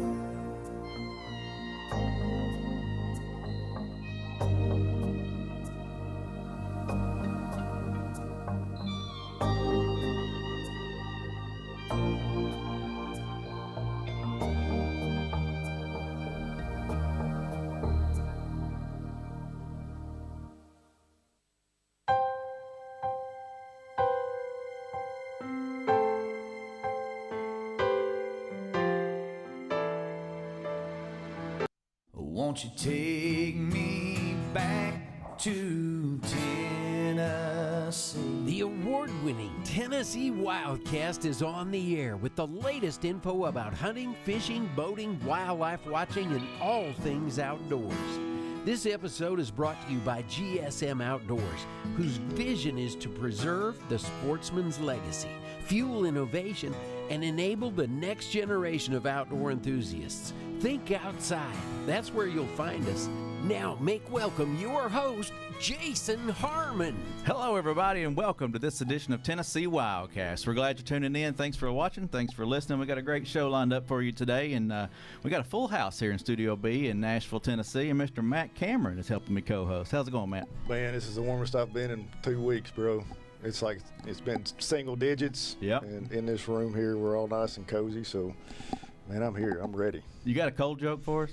Man, I talked to my friend who lives down in Louisiana. Just tried to duck hunt last week, and they had all that snow. He said the ducks came in and it was cold. They turned around and started flying back north for the winter. And he said some of them tried to land, they froze to the swamp, but when they got up and tried to fly off, they took the swamp with them. So now they ain't got a swamp left to hunt. Crazy. Wow. Yeah, that's some crazy stuff happening around here these days. Yeah. Well, that's the voice of Matt Cameron. And normally Matt's with me in Region 4, East Tennessee, but we got a special show for you today coming out of Nashville, and we got a group of great folks here with us today to talk about some events that happened back in September and with Hurricane Helene and some of the things that are still going on. So anyway, just wanted to give you that intro, but first I want to cover a radio station. We always appreciate our radio stations for airing Wildcast across the state from Bristol to Memphis. You can hear this show. And the station today is WJDT out of Morristown. They air Wildcast at 5:30 a.m. on Saturday morning. So we appreciate WJDT out of Morristown. And again, we appreciate all radio stations and radio partners across the state. If you watch, listen, make sure you subscribe. Subscribe from those different platforms where you find our show. Our partnership with GSM this year, we're going to be giving away a lot of prizes, so it's important that you like, subscribe, share, comment, all those things. Engage with us so that you can get your name in the hat for some of these cool prizes from GSM Outdoors this year. And check out all those brands at gsmoutdoors.com. All right, well, today we've got Shelly Hammonds with us, our new Lieutenant Colonel for the TWRA. I'm glad you're here, Shelly. Thank you. We've got Jeff Prater, and he's our Region 4 Lieutenant out of East Tennessee.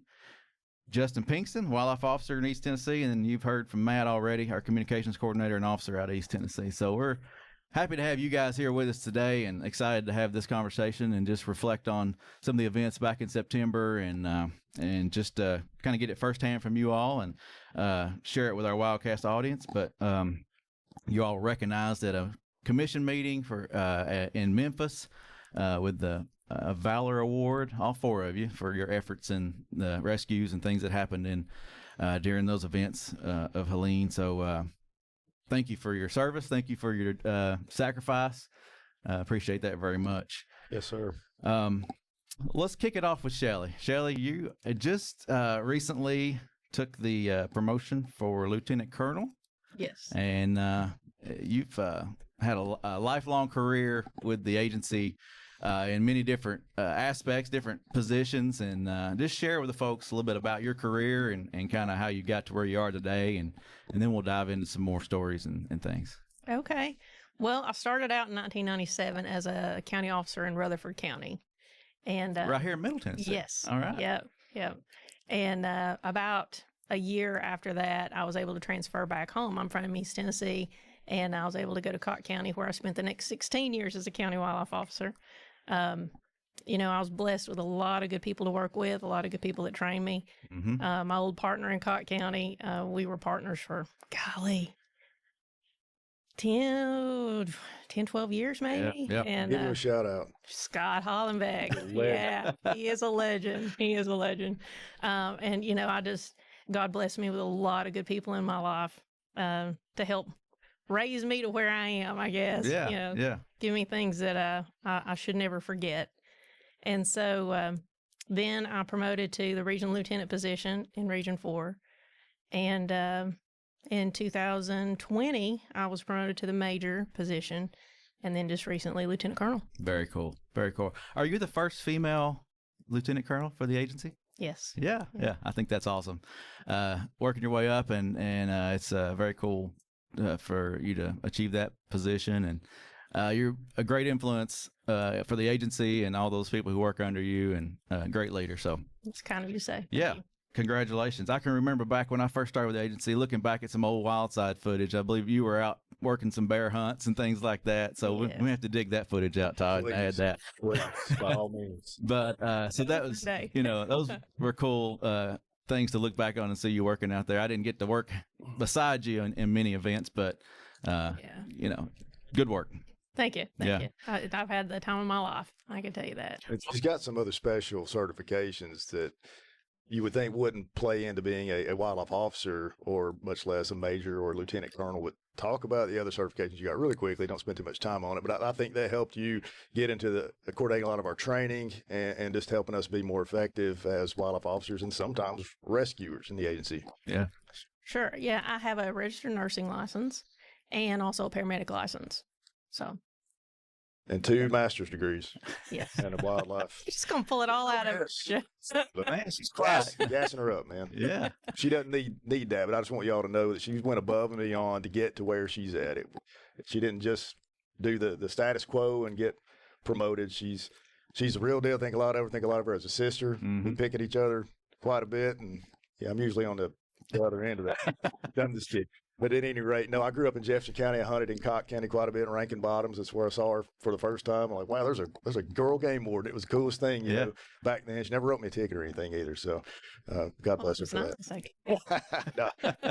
But anyway, thank you for allowing me to tell you a little bit more about her. We're very proud of her. Well, thank you for pulling those little tidbits out. We needed to share that. While we're doing it, let's just go ahead and jump into Jeff. Jeff, tell us a bit about yourself. We need to get a little full background here. I don't want to skip anybody. Yeah, so I started as a part-time boating officer back in 2001, and I'm from Middle Tennessee as well. So I was on Center Hill Lake for a couple of years before I hired in full-time. Went off to Carter County to start my full-time career. Stayed in Carter for about 1 year. When I got off probation, I transferred to Washington, stayed there for about 9 years. Mm-hmm. When we restructured in 2012, I became a sergeant in District 42. A year later, unfortunately, our lieutenant, Gary McWhirter, passed away, and I filled his position. So I became the district lieutenant in 2013, and I stayed there until 2020 when Shelley moved up. I sort of come in and filled her shoes as a regional lieutenant. So. Awesome.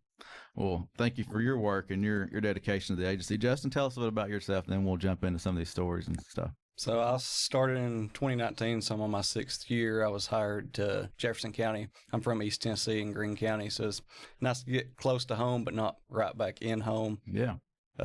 Some of those times, it can be hard to work in your home county. I mean, you know a lot of people, and everyone gets treated the same. Yeah, right or wrong. That's right. Way to look at it. Mom's fishing without a license. We'll do business. Wow. You heard that? You heard that, Mom? Wayne Rich at his retirement, his mom was there, and they said Wayne Rich is the kind of guy who would have written his own mom a ticket. And she was there, and he said, I'll never see my mama fishing, or I probably would have. I knows better, so if you're going to break the law and you know me, you know what's coming. Hey, Justin is Officer of the Year as well. Talk about that real quick.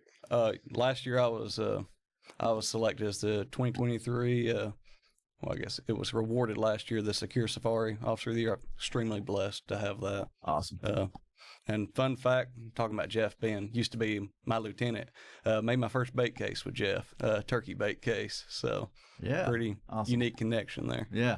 Well, and y'all continue to work together real closely, and we'll learn a little more about that today and some of the events that we'll cover. But anyway, so today is all about Hurricane Helene and some of the events that happened back in September. And I'm just going to throw out a few stats here, and then we'll dive into some of these stories. But during that time, there was up to 9 inches of rainfall in the area. The Nolichucky reached a flow rate of 84,000 cubic feet per second, which is typically around 500 to 600. The river was estimated to be rising at 2 feet per hour. Close to 1.3 million gallons of water was pouring over the Nolichucky Dam each second. The quick rise in the water level surprised a lot of people, leaving a lot of people stranded. And that's what we're going to kind of cover today. these folks that are in front of me played a huge part in rescuing a lot of people. And we're going to hear those stories today and touch on some of that. But if you want to see some of the more longer stories or full video and some of the stuff that we've put out about this, you can visit our YouTube page and see some of that intense footage of these rescues. We'll also have some of that on this show, so if you're watching, you'll be able to see some of that footage. But our TWRA officers go above and beyond and stepped up in this event and have saved a lot of lives. And Matt, I'm going to turn it over to you and let you kind of kick this off with that first rescue that you'd mentioned that you wanted to cover today, and kind of get it started there, if you don't mind. I will. I'll probably pass the mic rather quickly because it's all, and you're going to hear this a lot. There was a lot of divine intervention that played out that day to make things work out for God's glory and for our good and for the people that we were sincerely trying to help. So when I arrived at Dave Fender Road, and they'll have to tell you how well kind of ended up at that spot, these three were already gone in a boat making their second trip to go after somebody. And you talk about a feeling of disappointment when I saw them leaving. I call it the shoreline, but this is a field that the flood had backed up into these people's farm right here. They're leaving to go back out. I'm like, I'm supposed to be in that boat. Why did I not make it? Why did I tally? Whatever. The reason I wasn't there was the man that they rescued and his two dogs were rather heavy. And had I been in there, we could have been going down toward that Nolichucky Dam that was spilling 1.3 million gallons of water. So it worked out for the best. Everyone was rescued, but I'm going to pass it off and let them tell you kind of how we ended up at that spot, because it was, I don't think any of us left for work that day thinking we're all going to Dave Fender Road and we're going to perform some rescues. Yeah, jump in, don't be shy, and share, and let's share that story. Okay. And everybody's looking at Shelley. Everybody's looking at me. So yeah, that morning, I wouldn't say it started off like any other morning for us, because we knew the rivers were going to rise. They always do. And we knew how much water was dumping in North Carolina. Mm-hmm. And our rivers come from North Carolina. And so the French Broad, the Nolichucky, and the Pigeon. And so, I think everybody was just kind of, we knew it was gonna rise, but what do we need to do? And so a lot of people are already out working. We had a team of call out around, I don't know, I want to say about noon, 12:30, something like that. And they wanted our officers to bring boats to Unicoi County, to the Unicoi County Hospital, to Irwin, to the Unicoi County Hospital. They needed to rescue a lot of, patients and workers that were on the roof. Because that was flooding. It was totally flooded, yeah. The word I had gotten was the military vehicles could go in like 7 feet of water, maybe. And this was already 15 feet of water. Wow. So nobody could get in there but boats. And so about 5 minutes later, they called us off. So put that out on the radio that, it's a no-go right now. And then it was probably 25, 30 minutes later, we got the call again. Y'all have to go. So everybody just kind of started headed that way. I think Jeff would have been the first one to get there. One of the first ones anyway to get there, just due to his location, proximity there to Irwin. And so he was headed on his way, and I heard him on the radio talking with dispatch about someone flagging him down, that some people were in a house, on top of houses, in a house, needed rescue. So you're headed to the hospital, and now you've been redirected to this house. Yeah. And this was kind of it was on the way for me. If I was going to Irwin, I would take 107 to get up there. Jeff took 107 to get up there. Justin probably would have came the same way, and Matt. So we all would have gone through that area. We didn't really divert to go there. But once we got to that area, we stopped, and Jeff shared his location with me. I met up with him probably 20, 30 minutes later, maybe, after everything was going on. And then Justin had grabbed a boat. He was headed that way. Maybe another 15, 20 minutes or so after I had arrived, Justin got there. And we just jumped in and went. Matt was headed that way. He had called me and asked if he could do anything to help. I said, come on. I don't know what we're going to be into, but just come on. So yeah, starting out your day, you had no idea what to expect, or what would be ahead of you. And what was going through your mind though as you were on the road headed towards the hospital, and just what were you thinking at that moment? Like, I'm sure you're mentally trying to prepare for what's ahead. You don't really know. You've heard some reports maybe, but what was going through your mind at that time? my mind, I was just thinking, I don't doubt our guys' training, but please let them go home tonight to their families. Yeah. I mean, that was my heaviest thought. I think for me, living in and around the river, I think people become complacent with flooding. They're used to floods coming up. And I think some of that created the situation where people refused to leave. And so I was sort of thinking about, this is just probably going to be one of our average floods. I didn't think it was going to get to the extent that it did. And of course, I was headed down Highway 107 toward the hospital, and I got flagged down by a car. And they told me that on Dave Fender Road that there was at least 3 people and a couple of pets that needed to be rescued. And when I pulled down there, I was pretty shocked at what I saw. The water was way out of the banks, probably, I would say, close to 400 or 500 yards out of the main channel.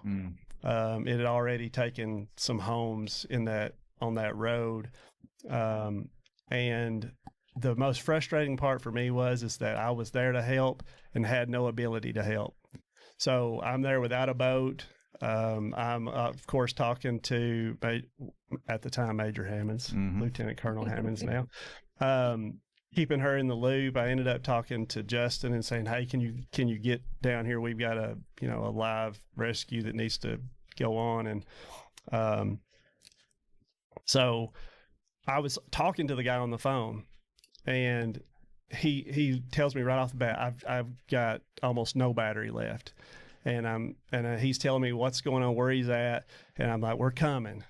But little did I know it was going to be, it felt like an hour. I'm not sure exactly how long it took, but I'm sitting there, people are staring at me, wanting me to do something, and can't. You just can't do it, yeah. Yeah. So ultimately, Shelly shows up, and that kind of gives me a little bit of relief. I'm like, okay, I've got somebody with me now. And then we're waiting on Justin to show up with the boat, and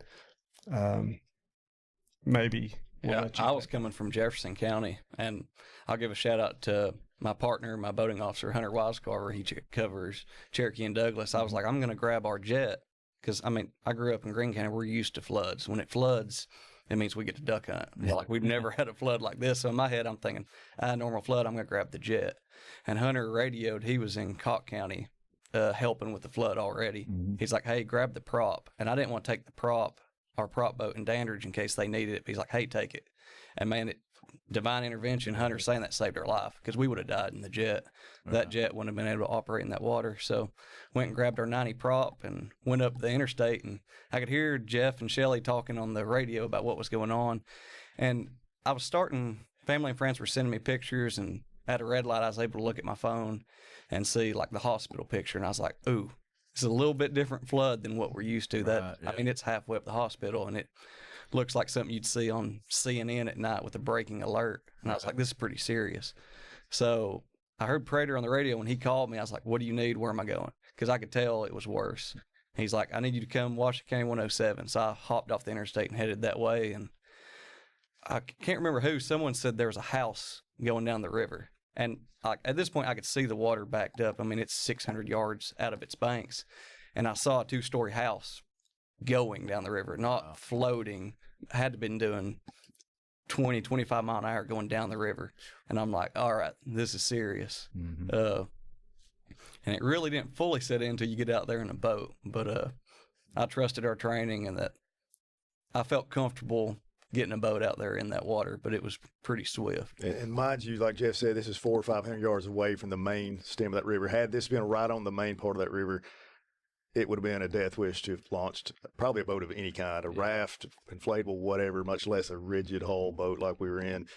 We couldn't have done what we done had it not been so far away from the river. Water was still rushing pretty hard. Talk about all the crap that was coming down through there. You've mentioned it several times, the stuff that was coming by. You could see it in the videos, yeah.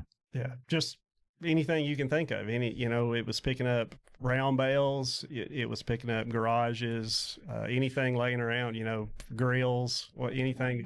Cars. Yeah. Giant propane tanks. Yeah. Hissing. A lot of those. The fabric in the fields from the tomato fields, and that was my biggest concern was if anyone's ever drove a prop boat, you don't want to get something in your prop. Oh, definitely. And I was worried the whole time, like, hey, if this prop stops, we're in trouble.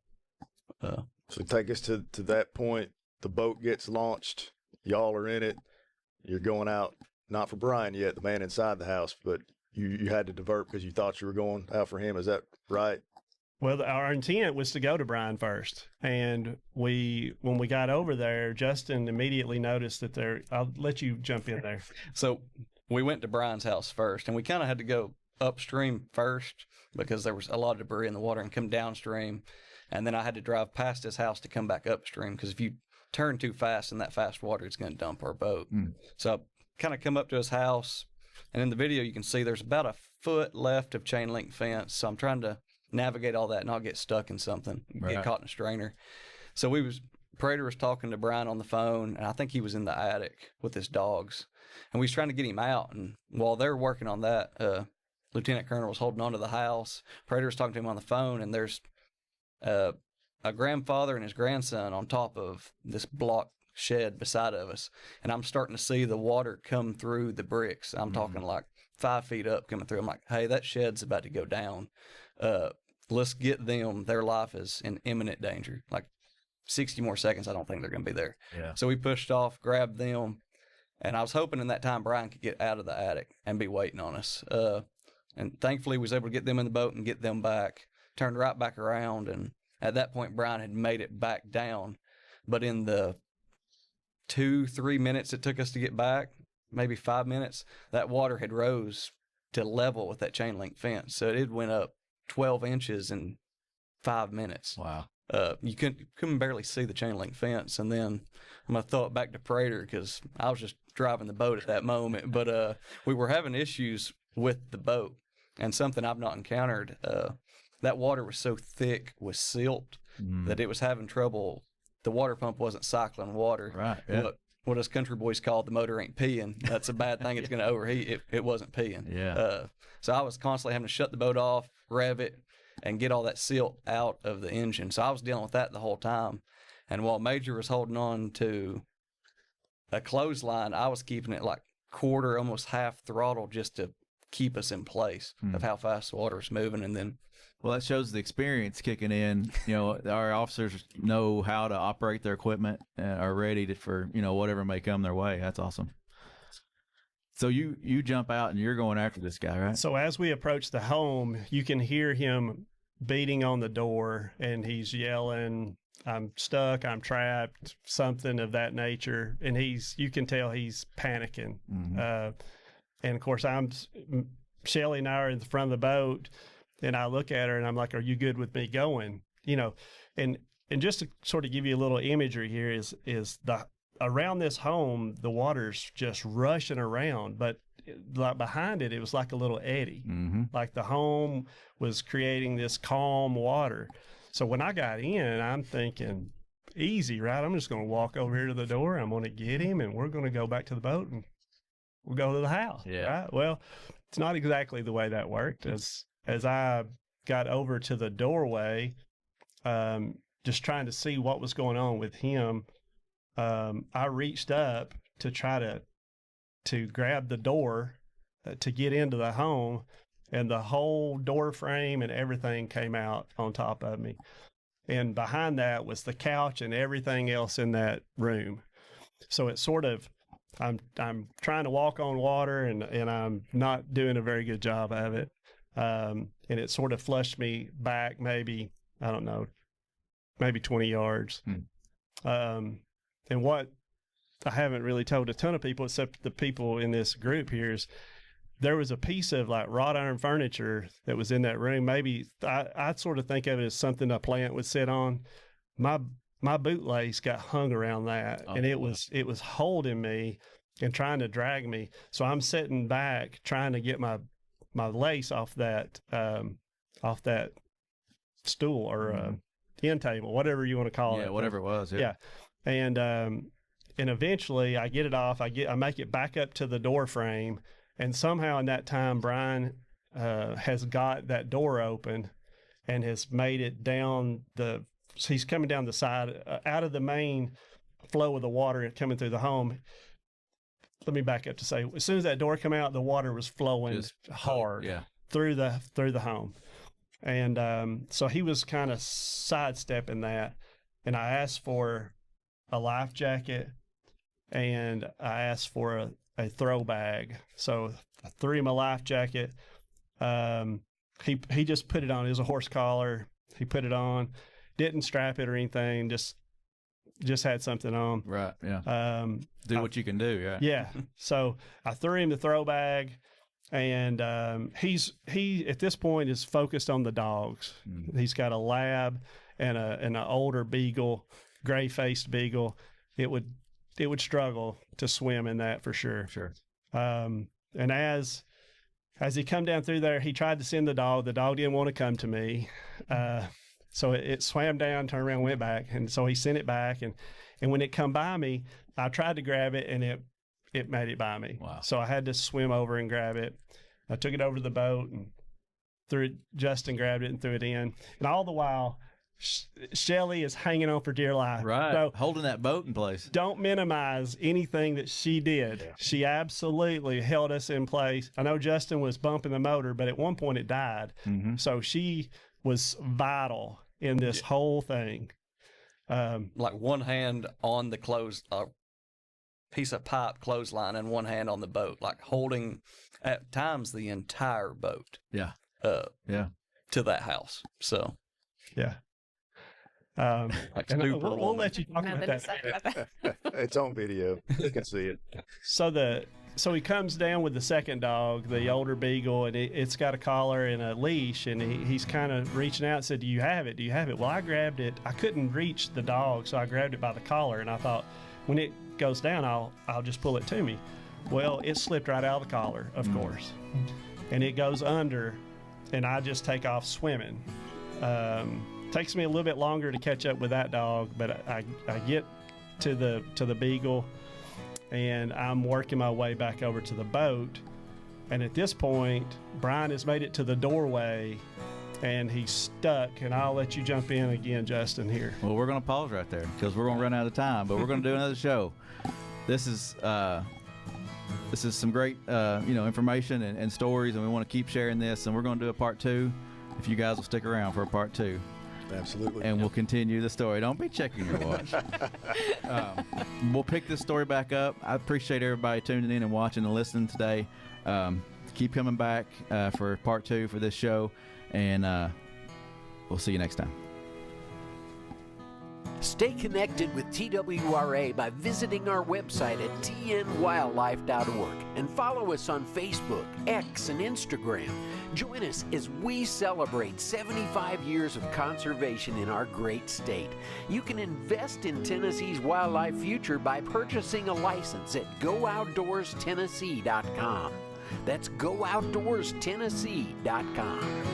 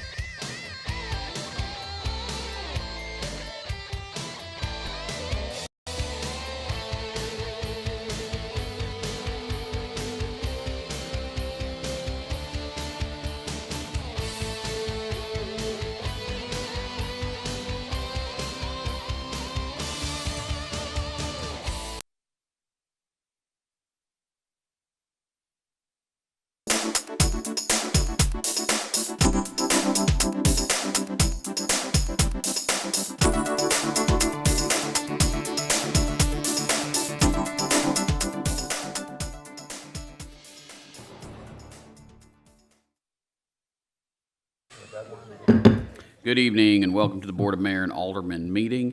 It is February 4th, 2025, and it is 7 p.m. Call this meeting to order, and we do have a quorum. Tonight the prayer will be with Vice Mayor No and the Pledge of Allegiance with Alderwoman Hobbs. If everyone will please rise for the prayer and the pledge. Let us pray. Our Heavenly Father, we come before you once again on a beautiful day in your eyes. And Lord, we just thank you for everything that you have done for us. Lord, we would ask that you look over our citizens, our community as a whole, and help this board make the right decisions. In these things we ask through your Son, Jesus Christ. Amen. Amen. I pledge allegiance to the flag of the United States of America and to the republic for which it stands, one nation, under God, indivisible, with liberty and justice for all.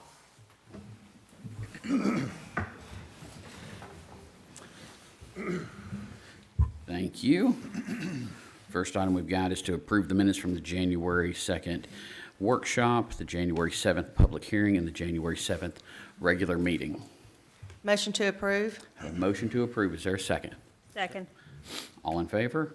Aye. Opposed? Motion passes. We've got no one signed up for the public comment period. And then departmental reports. First, we've got Police Department. Detective Durham. I'd like to defer to Director Patton on this, if he doesn't mind. That's fine. Here's your packet. Denied.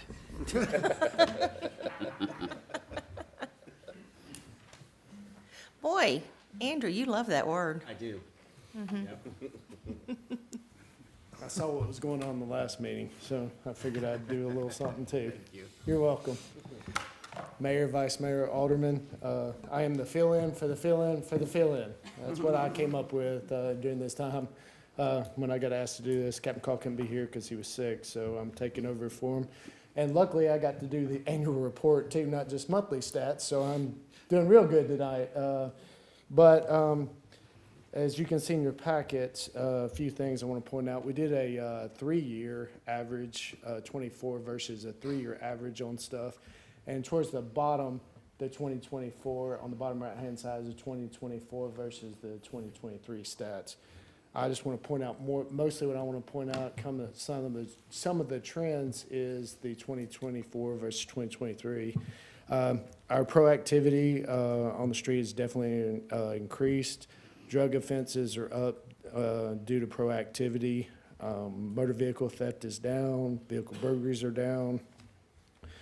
And from my world, the citizen complaints are down and internal affairs complaints are down, which is another plus. Having body cameras helps as well with that.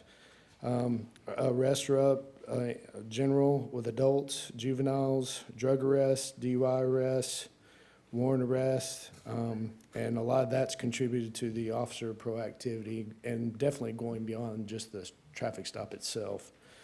And of course, with the increased speeding citations, they've increased as well, which has a positive impact on crashes and injury crashes, which were both down from last year. So making great progress and strides along the way. Any questions? The only thing that I'm looking at it here, and it's not a good thing or a bad thing, but it says citizens' complaints minus 70%. Am I looking at that? Is that something that that needs to be high so the citizens will be calling in instead of? No, those are directly complaints on officers, or personnel. Officers. Yeah, so that's Okay. actually a really good thing is the complaints that are rudeness complaints or anything else that we may investigate. So they're way down. That's a good thing. Yeah, I was looking yes. at it in the other direction because I totally encourage citizens to call the police department because they're always saying, well, they don't come out or blah, blah. Keep calling. That's what they get paid for. Yes, sir. Worry them to death. Call them. 24/7 we'll be Call there. them 24/7. Absolutely. Yes, sir. Any other Thank questions? you. Thank you.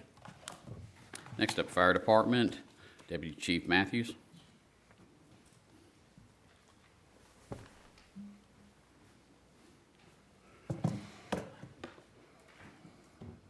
Mayor, Vice Mayor, Alderman. It's good to see you, Alderman Coates. Welcome back. You should have our numbers for January.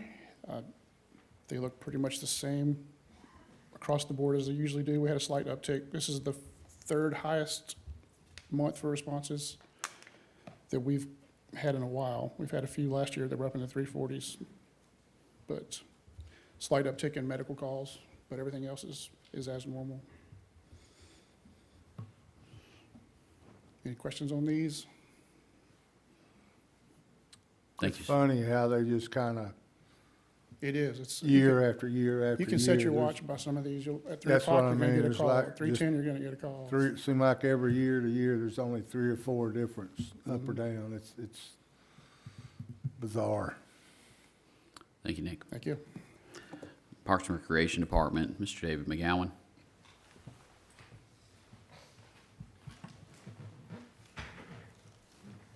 Mayor, Vice Mayor, Board, thank you. You guys have the parks numbers for the month. You can see 98 help desk tickets on our maintenance side, 562.5 man hours devoted to those. Our past events, Martin Luther King celebration here in the boardroom.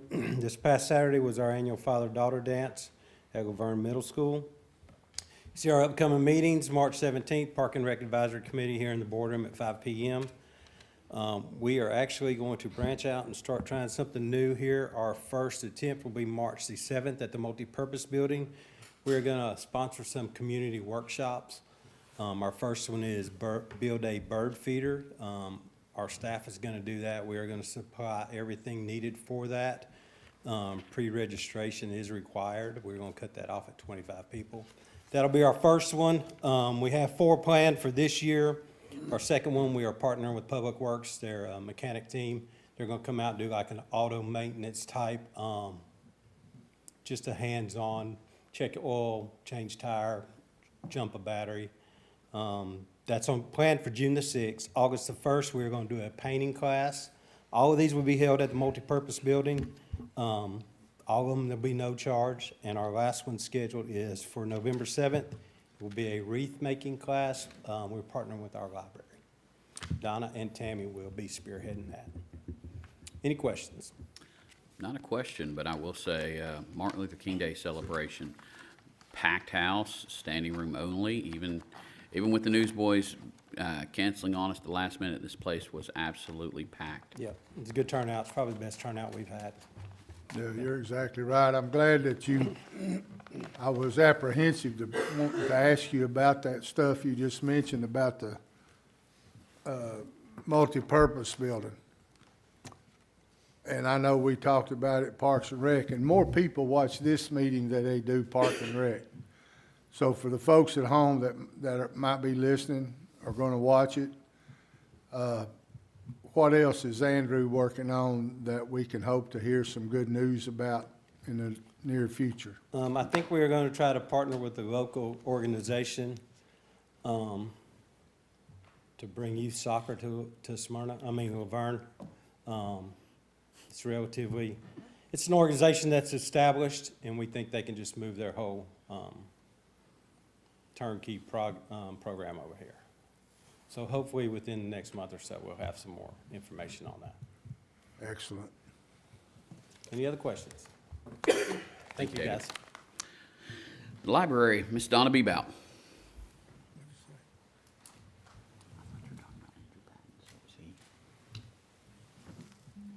Mayor, Vice Mayor, Alderman, good evening.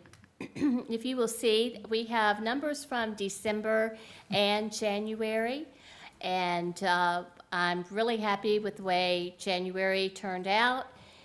Our numbers are trending up, and that's a very good thing. Wanted to talk about some upcoming events that we have. We have our live music featuring Hobo Road, and that will be on Saturday, February 15th from 1 to 2 p.m. Even though it's the day after Valentine's Day, they're going to do a sing-along to your favorite love songs. So we would love to have anyone join us. We have a great time. Another great program that is coming up, something new. We've never done this before. Mike Famillant is going to do a Bigfoot experience with us.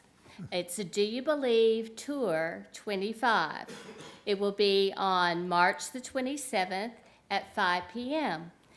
I would love for you to go to his website and just check out some of the research that he has done, some of the great things that he has seen. And his biggest thing is, he said, what he encourages people to do is get off the couch, get out of the house, go out into nature, and you never know what you will find. Myth or not, still go out and go searching. So I think that's really good. If you notice, in my office, I've had Bigfoot come join me for a little while. So he is going to help advertise our great event that we're going to be having. And tonight we had dinosaurs in the library. They were still in the library when I left coming over here. We had about 75 people there.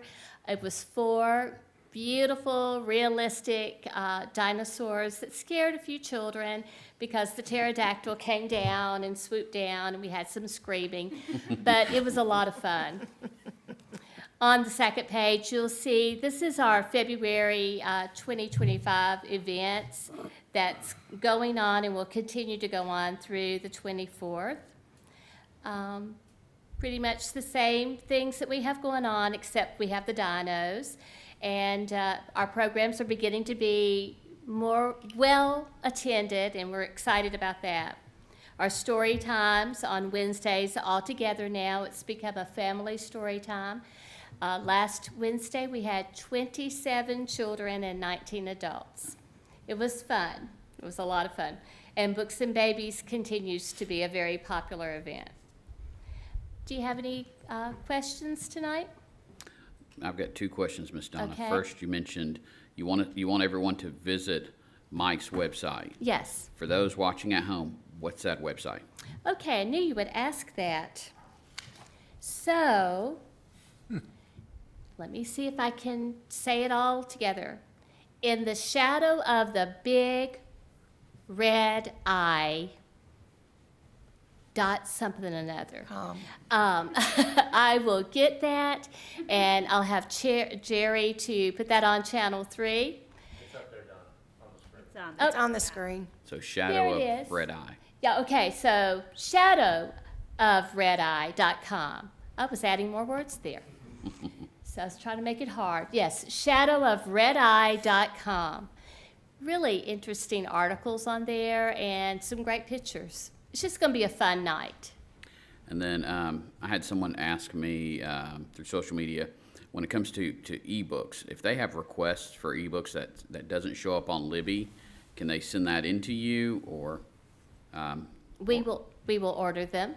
Okay. From Overdrive, which is our Libby shopping site.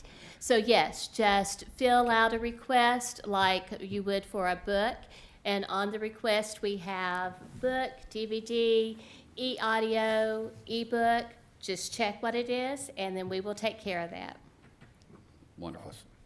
Any other questions? Okay. Thank you. Thank you. Finance Department, Ms. Danielle.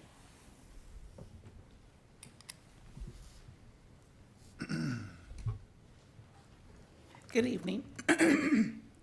Excuse me. Included in your packet is the financial statements for the month of December. On page 1 is the general fund. Had a loss of $3.8 million.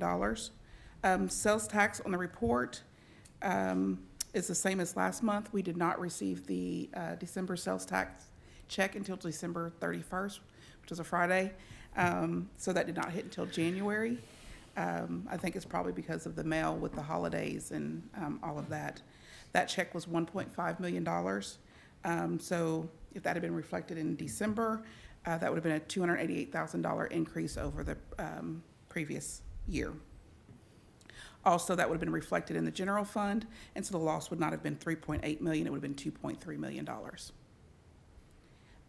Water sewer fund is $2.1 million net income for year to date. Page 2 shows the balances for the cash accounts. In total, we have $65.6 million. The general fund has $30 million, and the water sewer fund has $14.5 million. On page 3, at the top, it shows the general fund and the water sewer fund, the current year compared to the previous year, year-to-date. And the bottom part is the sewer fund and the water and the sewer this year compared to last year. So what I did also was looked at how much the water was for last year as of December. It was 3.1 million. If you look at the bottom of for this year, it's 4.1, so it's approximately $1 million more versus last year at this time. The sewer fund, it was $3.9 million. Currently, it's $4 million, so that's about $100,000 more than what it was over the previous year as of December. Are there any questions? Danielle, where are we with for property tax collection? We are, as of December, I think we were a little over 50%. And so I know that the penalties start. Okay. Any other questions? Doesn't start till the End of the month. End of the month. February. Yes. Yeah, I was fixing them. Yes. We know where mine's at right now. Thank you. Thank you. And then, last but not least, the water treatment plant, Mr. Danny Campbell. Good evening, Mayor, Vice Mayor, Board. Hope you've had the opportunity to review our monthly report for January. There wasn't anything in particular that stuck out this past month. We did have a communication issue with SCADA, but MR Systems was able to come on site and get that up and running. We had a processor go bad in the PLC. We had an extra one on site. They programmed it, put it back in, and we were good to go. And we did have a visitor, but I don't know if that has to wait until February's review or whatnot, with Vice Mayor coming out. So thanks for coming by. You can have my review now. Let's do it. No, we'll wait next month. I'll work up something. I would like to get that a couple days in advance so I can review it. Any questions? Thank you, Danny. Thank you. Moving on to old business, second reading ordinance 2024-17, an ordinance to amend Title 20, Chapter 2, Section 20-208 of the LaVergne Municipal Code regarding parks and recreation user fees. Need a motion to approve or deny? Motion to approve. Motion to approve from Alderwoman Haas. Is there a second? Second. Second from Alderman Coates. Any discussion? Alderwoman Hobbs. Aye. Alderman Coates. Aye. Alderwoman Haas. Aye. Vice Mayor No. Aye. I vote aye. Motion passes. Second reading, ordinance 2024-18, an ordinance to amend the City of LaVergne fee schedule for parks and recreation user fees. Need a motion to approve or deny? Motion to approve. I have a motion to approve from Alderwoman Haas. Is there a second? Second. Second from Alderman Coates. Any discussion? Alderwoman Hobbs. Aye. Alderman Coates. Aye. Alderwoman Hobbs. Aye. Vice Mayor No. Aye. I vote aye. Motion passes. Second reading ordinance 2025-01, an ordinance to amend the City of LaVergne zoning ordinance by changing the official zoning map for tax map 14, parcels 2.0, 5.02, and 14.04, consisting of approximately 48.2 acres located at the northeast portion of the roundabout on Stones River Road, 1500 East near Schreibman Boulevard, and 480 Stones River Road from an R1 low-density residential zoning district and an R2 medium-density residential zoning district to a C4 government use zoning district. This received a favorable recommendation from the Planning Commission on November 26, 2024. A public hearing was held on January 7th, 2025, which no one came up to speak. Need a motion to approve or deny? Motion. Oh, go on. I'll make a motion to approve. I have a motion to approve from Alderman Coates. Is there a second? Second. Second from Alderwoman Haas. Any discussion? Alderwoman Hobbs. Aye. Alderman Coates. Aye. Alderwoman Haas. Aye. Vice Mayor No. Aye. I vote aye. Motion passes. Second reading, ordinance 2025-02, an ordinance to amend Title I, Chapter 1, Section 1-101 of the LaVergne Municipal Code regarding the time and place of regular meetings. Need a motion to approve or deny? Motion to approve. Have a motion to approve from Vice Mayor No. Is there a second? Second. Second from Alderwoman Haas. Any discussion? Alderwoman Hobbs. Aye. Alderman Coates. Aye. Alderwoman Haas. Aye. Vice Mayor No. Aye. Motion passes. Moving on to the consent agenda. Need a motion to approve or deny? Motion to approve. I have a motion to approve from Vice Mayor No. I'll second that. All in favor? Aye. Opposed? Motion passes. New business, first reading ordinance 2025-03, an ordinance to amend Title II of the LaVergne Municipal Code regarding boards and commissions, etc. Need a motion to approve or deny? Motion to approve. Oh, sorry, you can get it.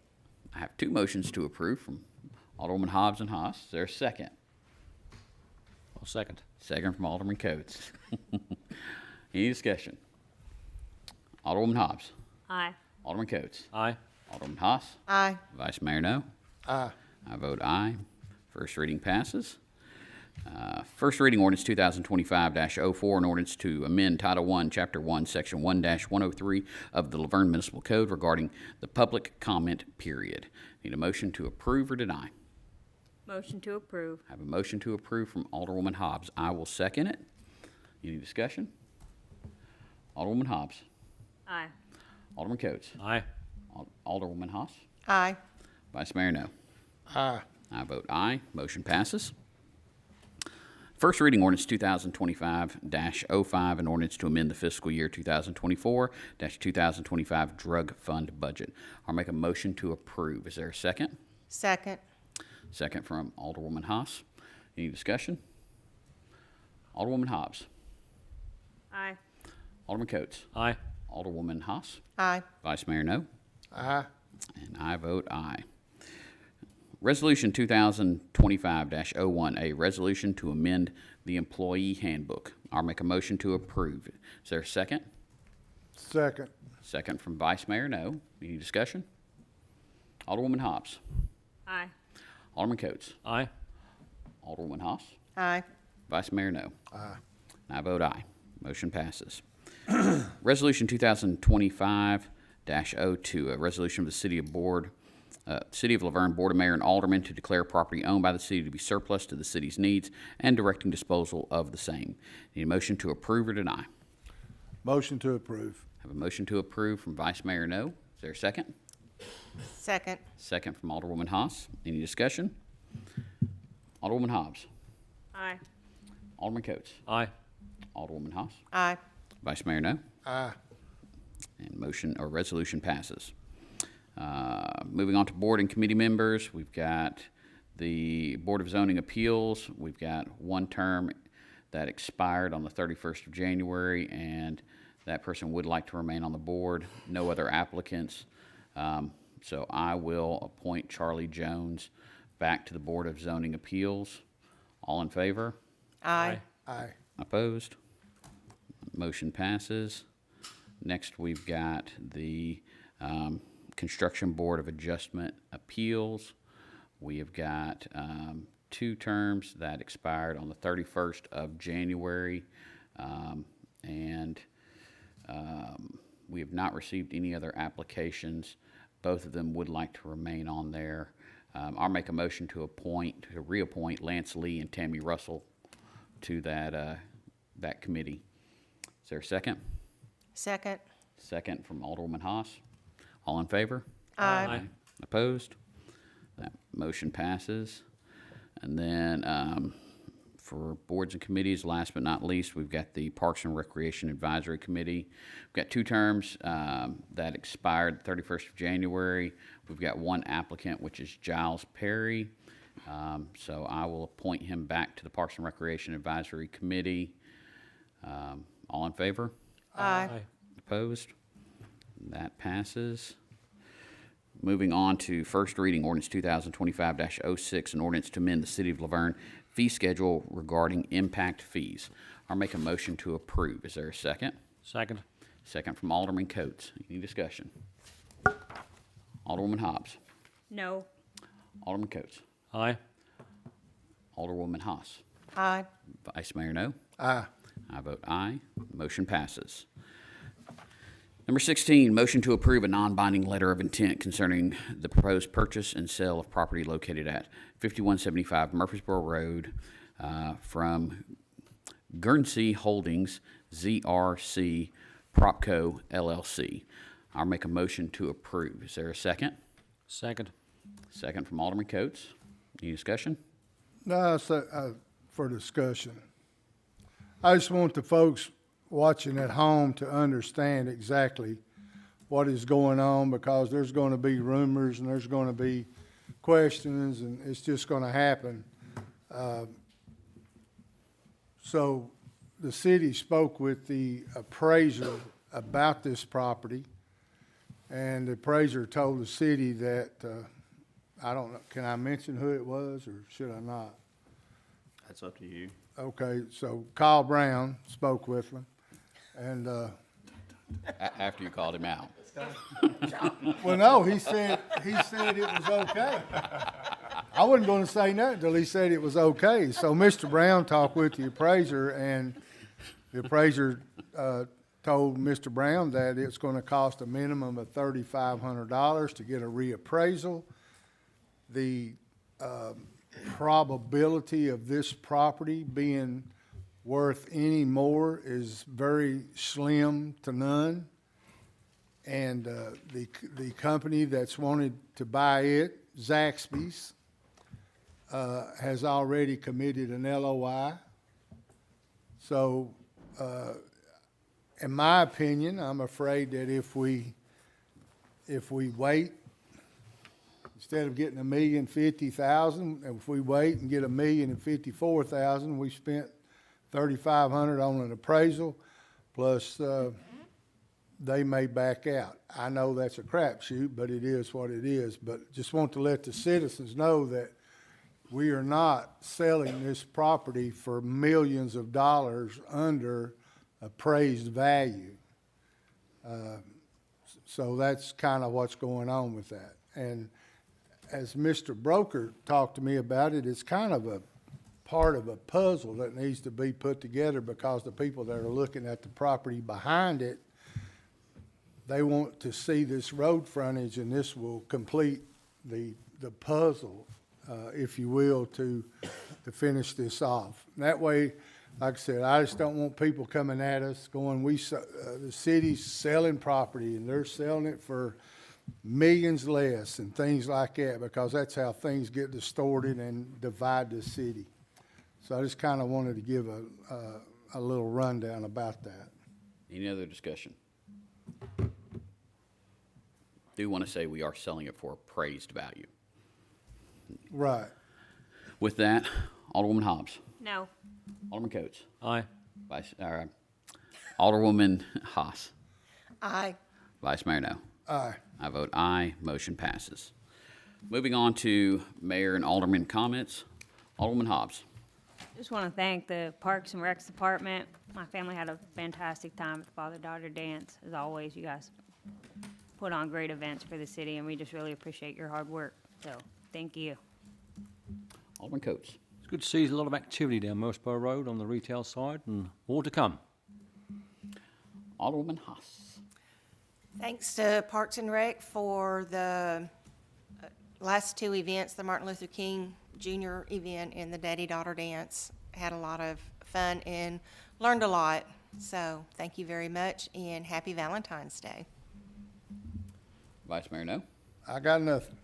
Well, I want to thank a group that's hardly ever mentioned here, and that is Joe White and his team with our codes enforcement, Rebecca and Thomas, and they're adding another person along, but they are working diligently on getting the city up to code all across, whether it's working with new businesses coming in or working with businesses that shouldn't have opened up in the first place. They're working through that. So it's a tough job what they do. They get yelled at by residents and business owners, but we appreciate you guys and thank you for what you do.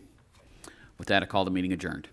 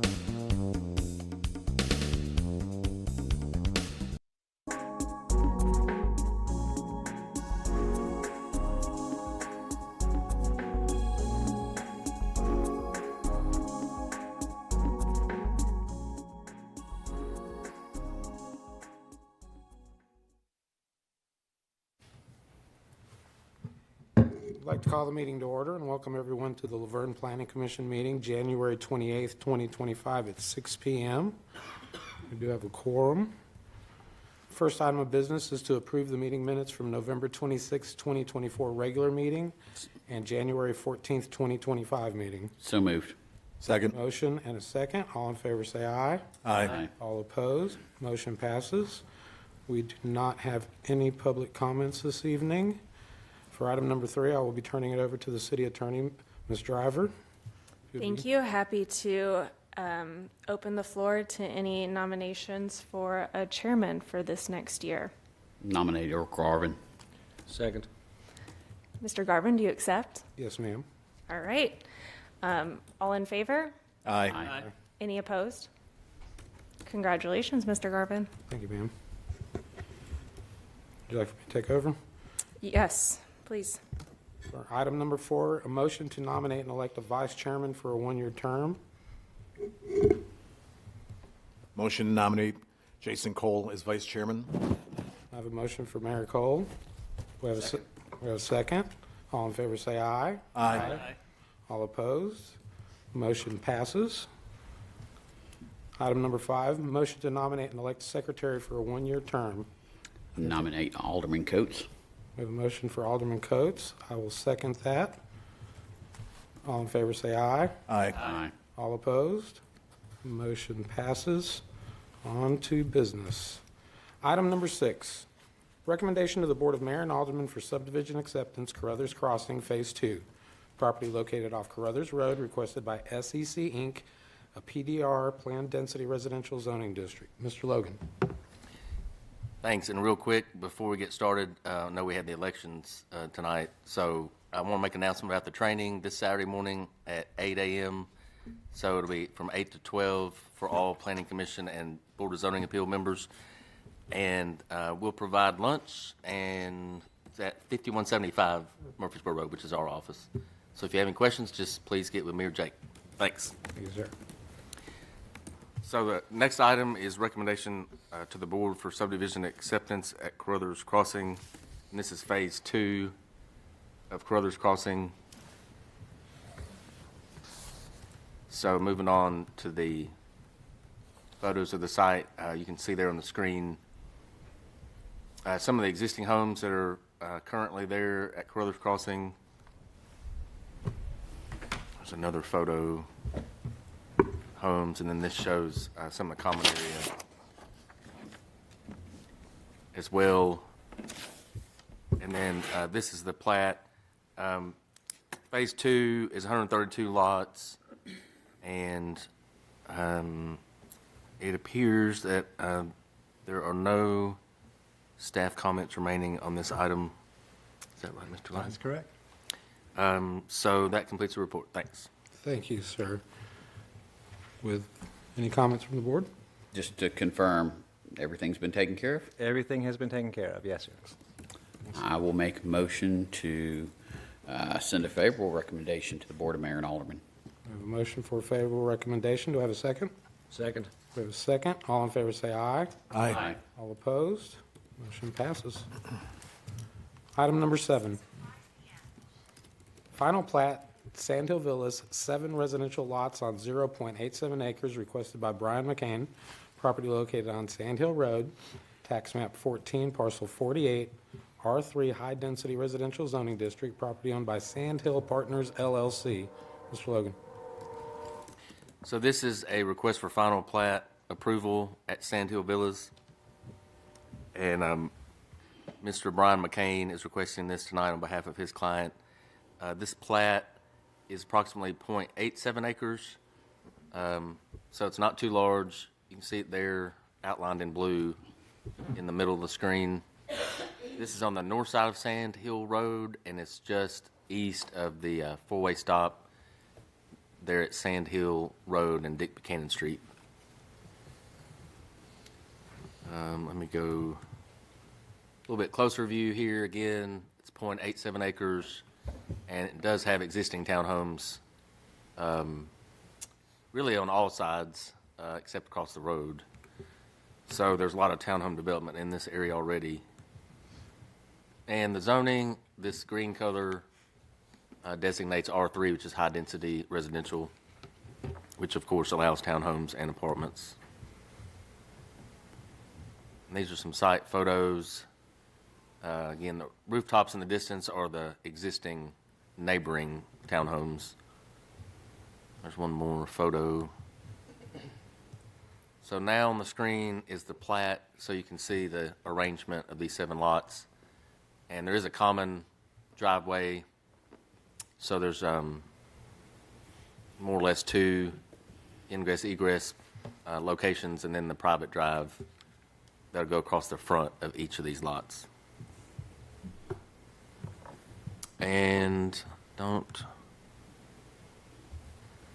This is one of the ones I need to speak Oh, okay. There's one comment under engineering, so I'll turn over to Mr. Lott. Thanks. Okay. And the comment was a mistake. They actually have addressed the comment, and you'll see in your packet they did provide the performance bond with three signed estimates, and we concur with it, $16,200.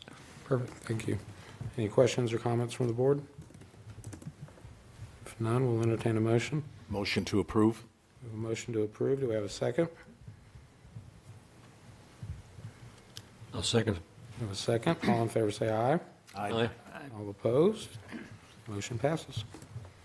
Item number 8, final plat Arbor Ridge, Section 5, 35 lots on 15.85 acres requested by SEC Inc., property located on Waldron Road, tax map 32, part of parcel 4.04, PDR Planned Density Residential Zoning District, property owned by Brookfield Holdings, Arbor. Mr. Logan. So this request is for Arbor Ridge, and this is Section 5, final plat, being requested by SEC. So here in the middle of the screen is the property. And this is 15.8 acres, more or less.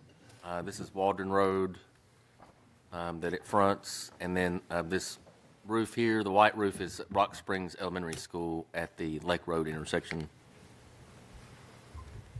And this is a closer view of the property. So you can see just the bottom left corner, the parking lot for the elementary school, and then the curve there in Lake Road, or excuse me, in Waldron Road.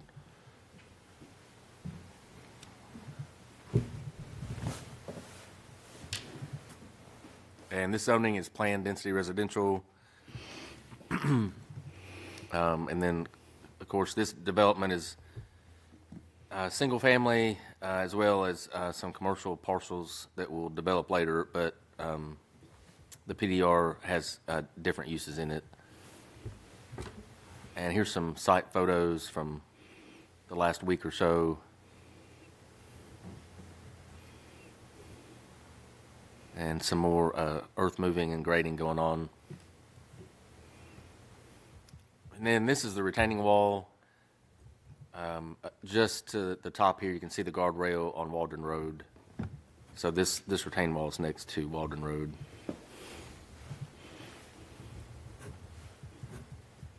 So looking closer at the plan, you can see Section 5 in your packet. It's this grayed out section here. And then this is the arrangement for the lots. There's 35 lots in this section, and there is a cemetery that's marked here in the common area, an old cemetery that's marked.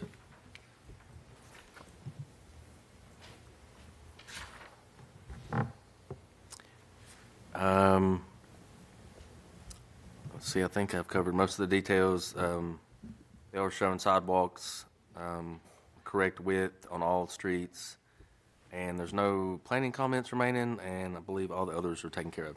Performance bond again. Oh, excuse me, performance bond. In your packet, there is a performance bond, 3 signed quotes, total of $99,207. Staff finds it in compliance with the sub-reg requirements. In addition, I believe y'all had a question last time, wanted it confirmed that the right-of-way in the common area were sufficient for the ultimate widening of Waldron Road. We did verify that it is. Very good, thank you. Do we have any other questions or comments for staff? Gary, quick question. The section that is basically going to be catty-cornered to Lake, where it's not directly across from lake. I know we're talking about moving lake to match up with that, but they're building everything that's on their property side, right? That's in the gray. They also have, in their construction drawings, do you have can I see the flicker there? Yeah. In their construction drawings, since they're ahead of us, they are also building this across to the existing Waldron Road. Okay. So there is temporarily going to be kind of an offset there, which we're going to have to get the signage right on. But so that's what they're doing to keep their project moving while we get this done. Okay, they're not building that portion. No, they're not building this. So yeah, Making sure. we will be building that, and they stop right there. Okay. Any other questions or comments? We'll entertain a motion. Make a motion to accept as submitted. Motion to accept. Do we have a second? Second. We have a second. All in favor say aye. Aye. All opposed? Motion passes.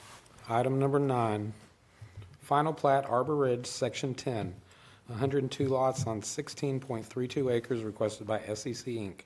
Property located on Waldron Road, tax map 32, part of parcel 4.04, PDR Planned Density Residential Zoning District. Property owned by Brookfield Holdings, Arbor. Mr. Logan. So this request is for Section 10, which is 102 lots of Arbor Ridge.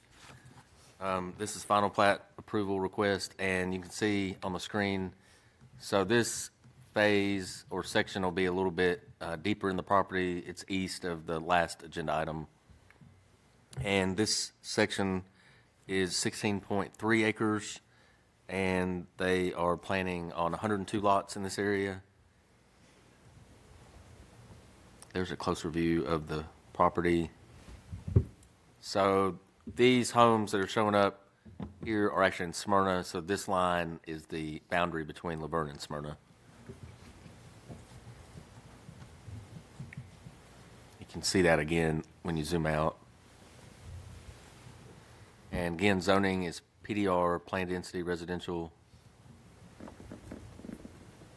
And then these are the same photos from the previous item. And the retaining wall, of course. So again, this section 10 is this item, and then just to the west was section 5, which we did previously.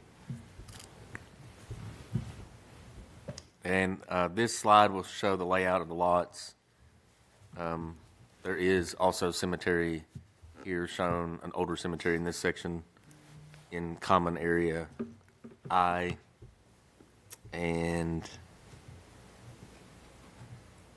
so with 102 lots, they've split it into 2 slides. So this is the remaining part of the lots as you go down Dahlia Drive.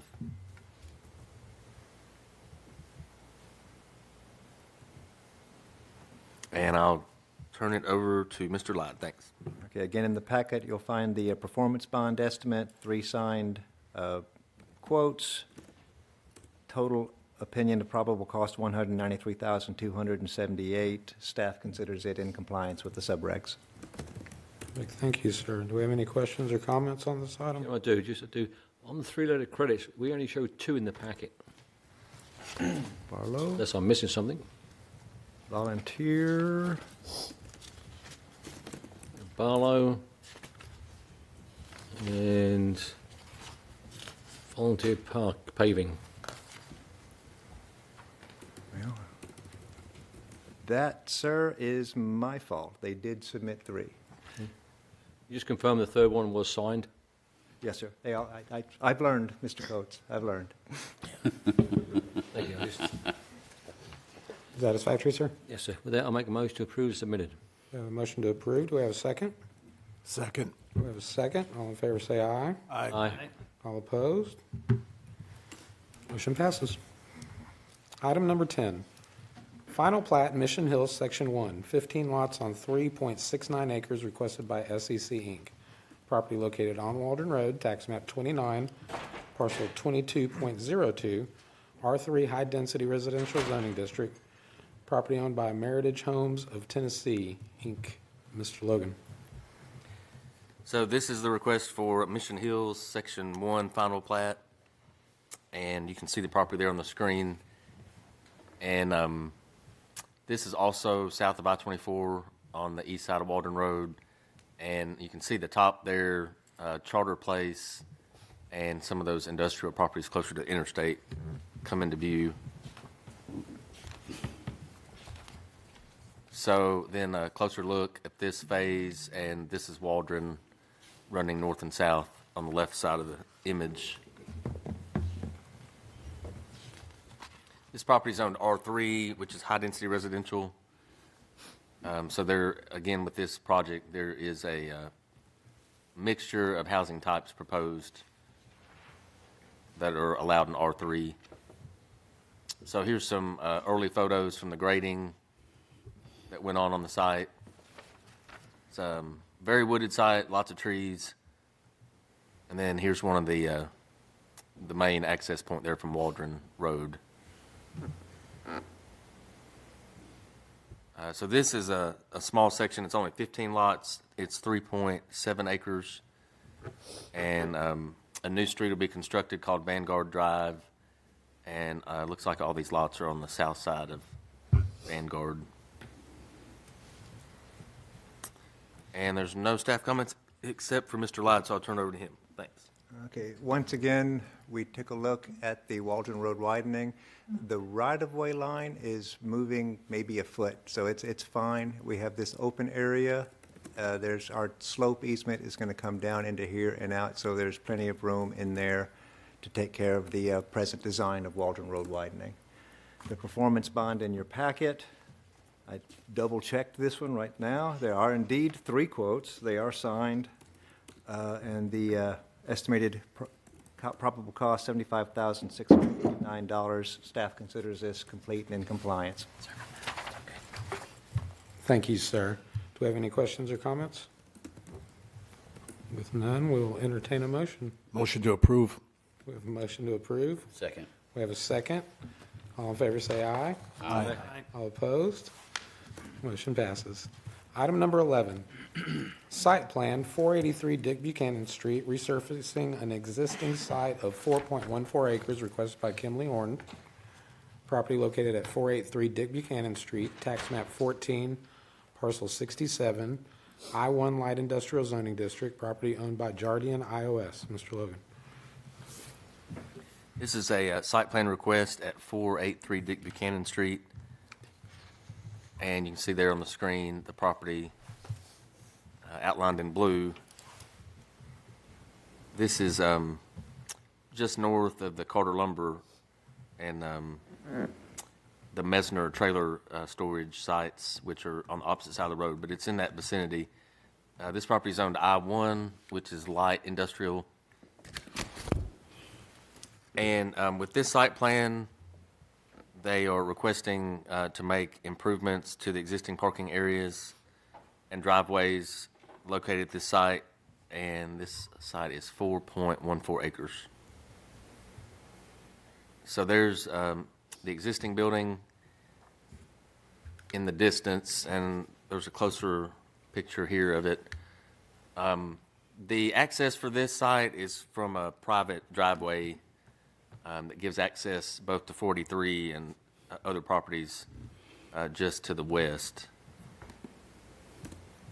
So you'll see the gravel and some of the older pavement there on that access easement. And there's one more photo. This is looking north. So Dick Buchanan Street's over here to the right. They're not making any changes or proposing any changes to this existing building. This is all parking lot improvement.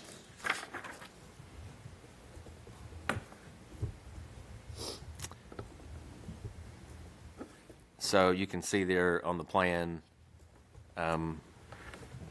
zoom in a little. So most of these features are all being proposed to remain, but they are adding a double bituminous surface and surface treatment for the existing parking lot. They do have adequate parking, and they are showing an ADA accessible space as well. And I don't believe there's anything else. I didn't mention the existing building is 10,000 square feet, so that give you an idea of that building. There's no staff comments, so that completes the report.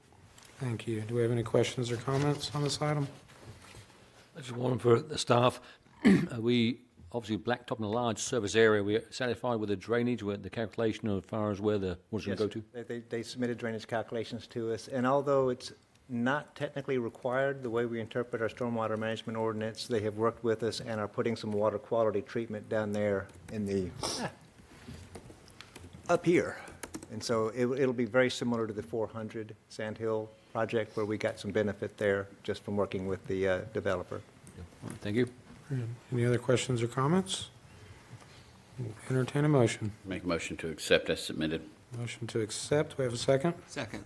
We have a second. All in favor say aye. Aye. All opposed? Motion passes.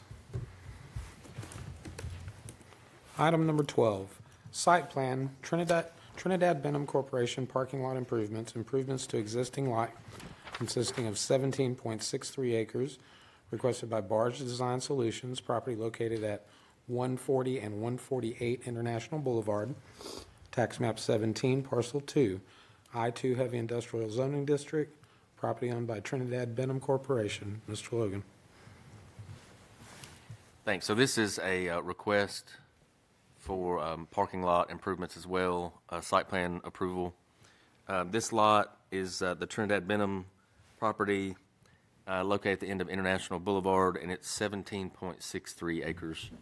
And you can see there on the screen. So this large white roof is the existing Trinidad facility, and then they, of course, have purchased the Public Works facility, City of LaVergne Public Works property, and Trinidad Benham will take this property over when the city moves to the new Public Works building later this year. So zooming in here, you can see close-up view of their building. It's a very large building. And then this is International to the south and the traffic light at Waldron. And, of course, Hurricane Creek runs to the west, as well as there's a CSX spur to this property. The zoning is the navy blue, which is I-2 heavy industrial zoning. And here's an existing photo. So this is the City of LaVergne Public Works building currently, and the sign there, the monument sign out front. And then in this picture, we're looking between the two buildings, which is City of LaVergne on the left and the Trinidad Benham facility on the right.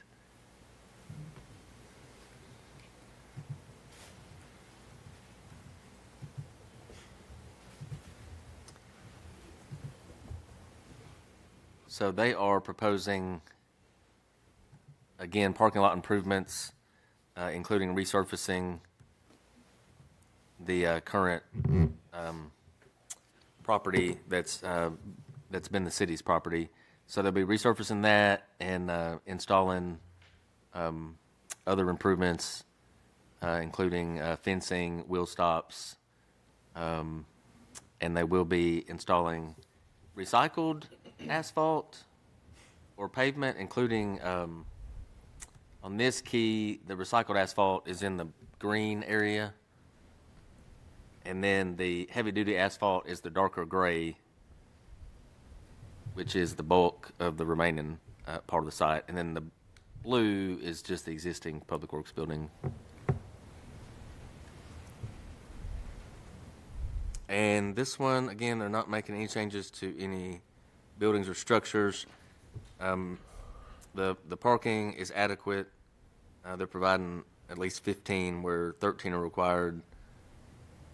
Other than that, the landscape plan, that note should have been removed, so there's no planning comments left, and I'll turn it over to Mr. Lyden.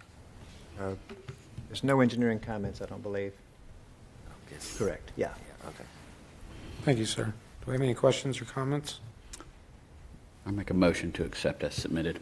We have a motion to accept as submitted. Do we have a second? Second. We have a second. All in favor say aye. Aye. All opposed? Motion passes. Item number 13 has been withdrawn, correct, Mr. Logan? Yes, sir, that's correct. So item 14, set bond amount for LaVergne Business Center, tax map 14, parcel 46.01, requested by Kimley Horn, I-1 Light Industrial Zoning District. Mr. Logan. So this request is to set the bond amount for the LaVergne Business Center. And Kimley Horn is submitting this on behalf of their client. Of course, the LaVergne Business Center property has been platted into 2 lots, 2 industrial zoned lots. So per the subdivision regulations, the developer has submitted 3 construction bids, an average plus the required 20% contingency, and a stamped estimate provided by the engineer. The bids came from Arco, DF Chase Paving Company, and Carroll Daniel. And the engineer's estimate comes to $3,133,903. And that completes the report. Thank you. Thank you, sir. Questions or comments? A question for staff, just another question for staff. On the third bid, $1 million less than the other 2. Is there a reason for that? I will defer that to the engineer. Okay. In the modern climate, that's less rare than I would wish, because we're seeing it a lot, but I'll let Mr. Hildebrand. Name and address, please, sir. Deaton Hildebrand, excuse me, with Kimley Horn and Associates, 2127 Melody Drive, Franklin, Tennessee. To be honest, I don't know the full, I haven't seen the line item bid items through for that contractor. I know, different contractors have different scope of work, but when we followed up with them, making sure it was the correct scope of work, the correct scope of work on site. They had it in there, and in their letter, I think it was the Carroll Daniels bid was the one that was coming in significantly less. It was, confirming that it was all the offsite plans and scope that we had in there, less the work that's in the TDOT scope for the bid, and they all, the set we sent them was the set that was approved at Planning Commission. So. Don't know the full details, but they all did receive the same set, and we confirmed that it's all the same scope of work that they have in there.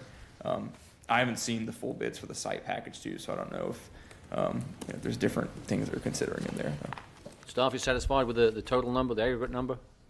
The number, just a correction, they did resubmit one after this form was filled out. The actual performance bond amount is $3,499,043.30. That's what's in your package.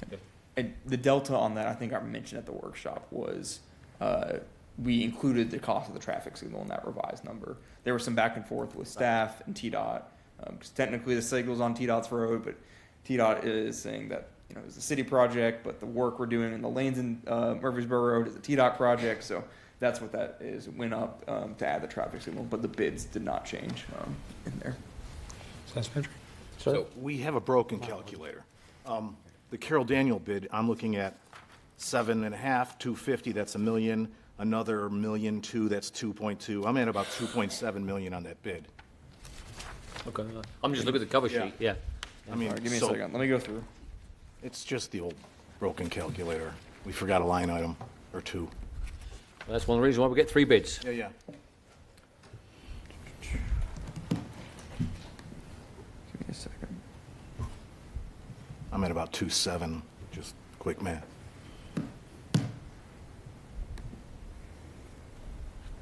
Does that then change the aggregate plus the contingency? Yeah. It does, yeah. Okay. Give me a second here. Sorry. So it's page 16. Page is that?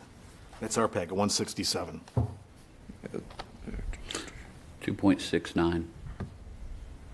My math teacher be proud.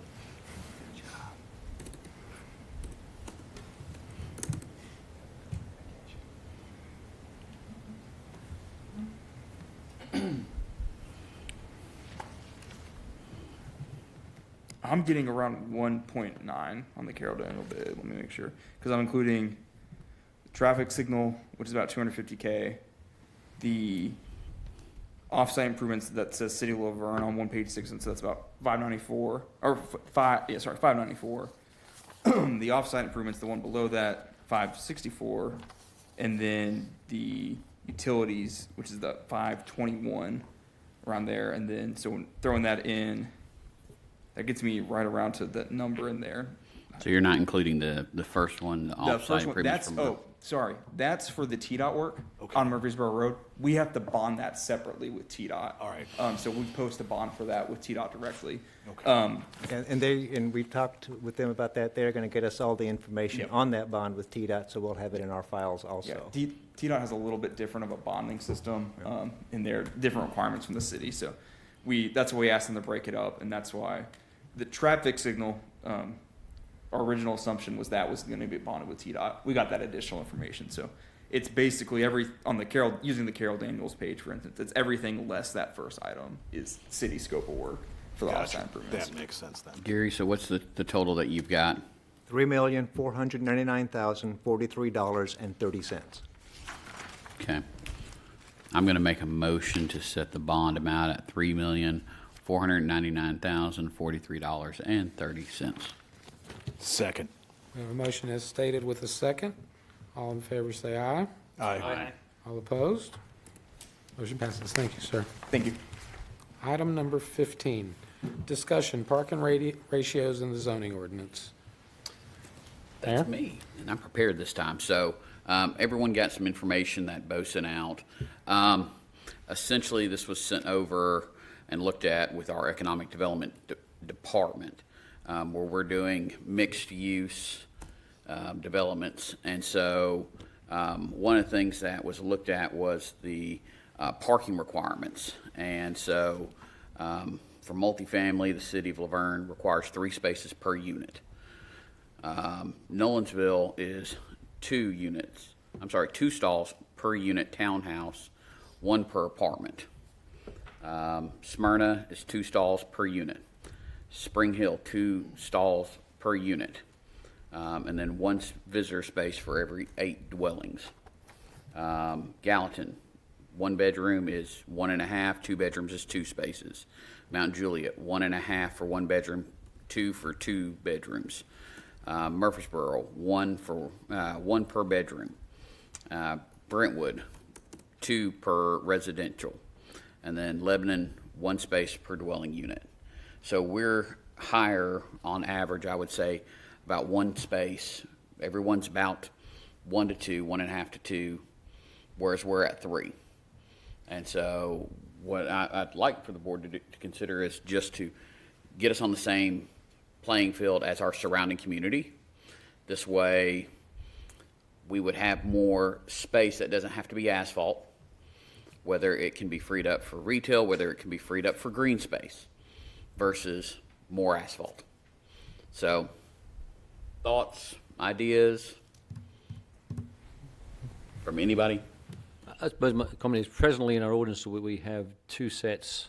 One is for public roads, and then we have another set of parking for gated communities, where the gated communities is by somebody else. So we want to make sure we tackle this correct for either one. Mm-hmm. So that way we're changing, getting the rules or getting the parking spaces as agreed set up, and make sure we're getting it where it needs to be. Is there a requirement, or do we have anything that requires a certain amount of green space when we're looking at these projects, or can it be as much pavement as you want? Mr. Logan? The new ordinance that is not adopted yet does have green space requirements. Currently, the current one does not. Basically be bringing some balance across the board. And it gets us to the point where we're going to stay competitive with our neighbors versus having a higher requirement, which is then more money being spent by the developers, by the builders, whoever they are.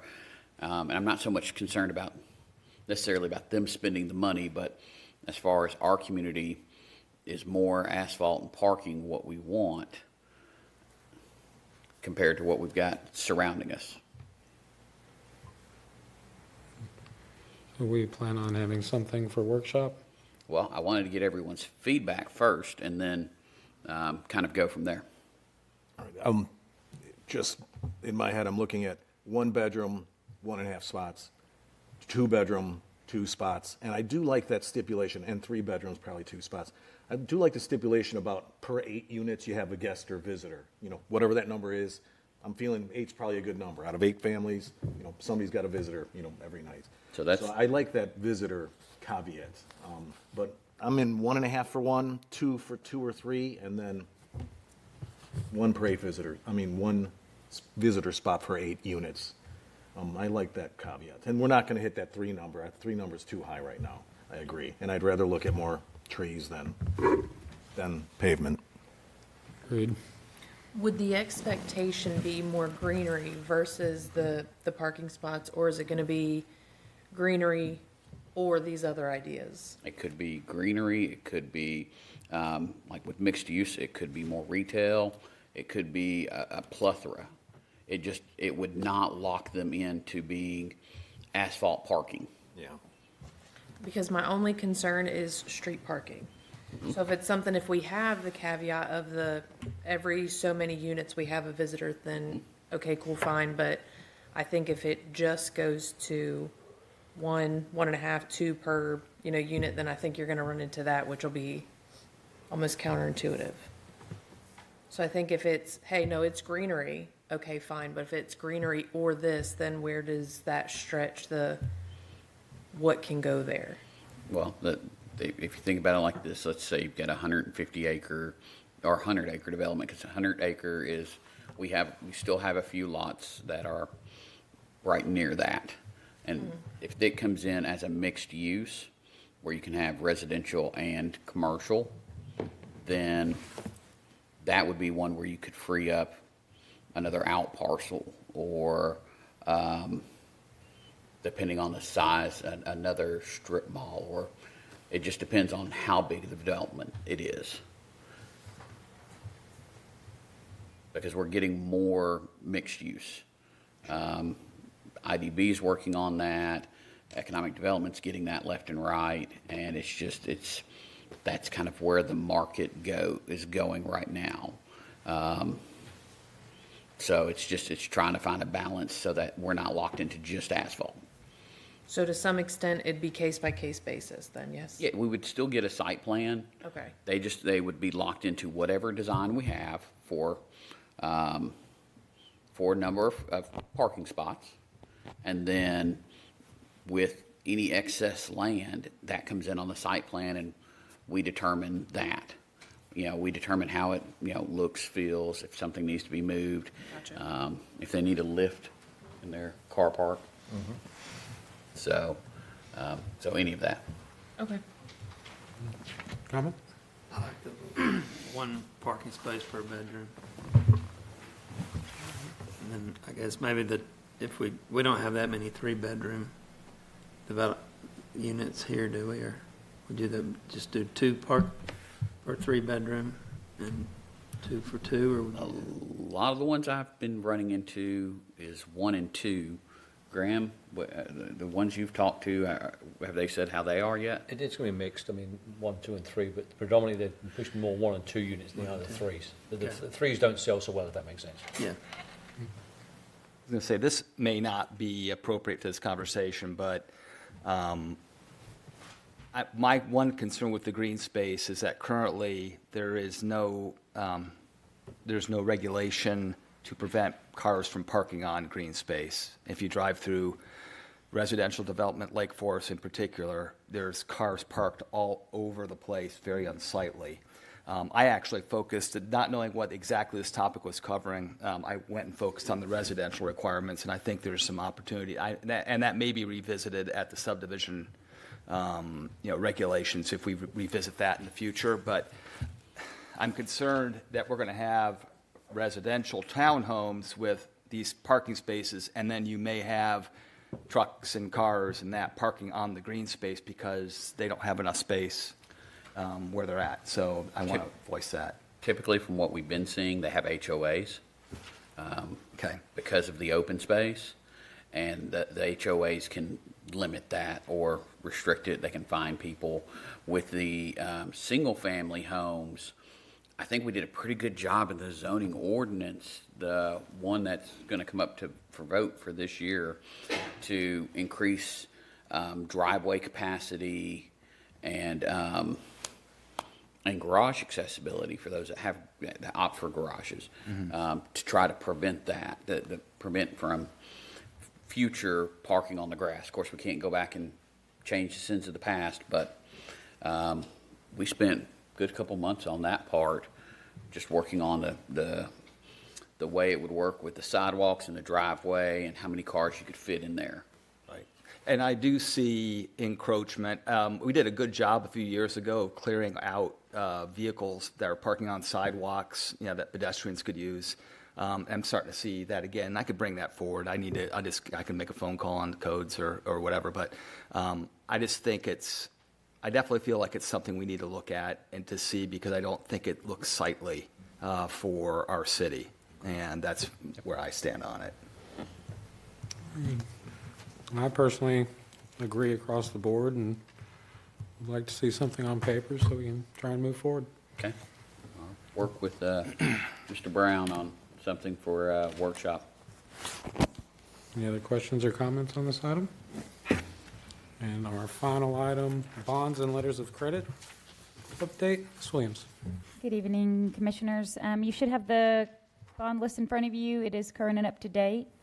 And if you have any questions, let me know. Any questions for this item? With that, thank everybody for their time. Meeting adjourned.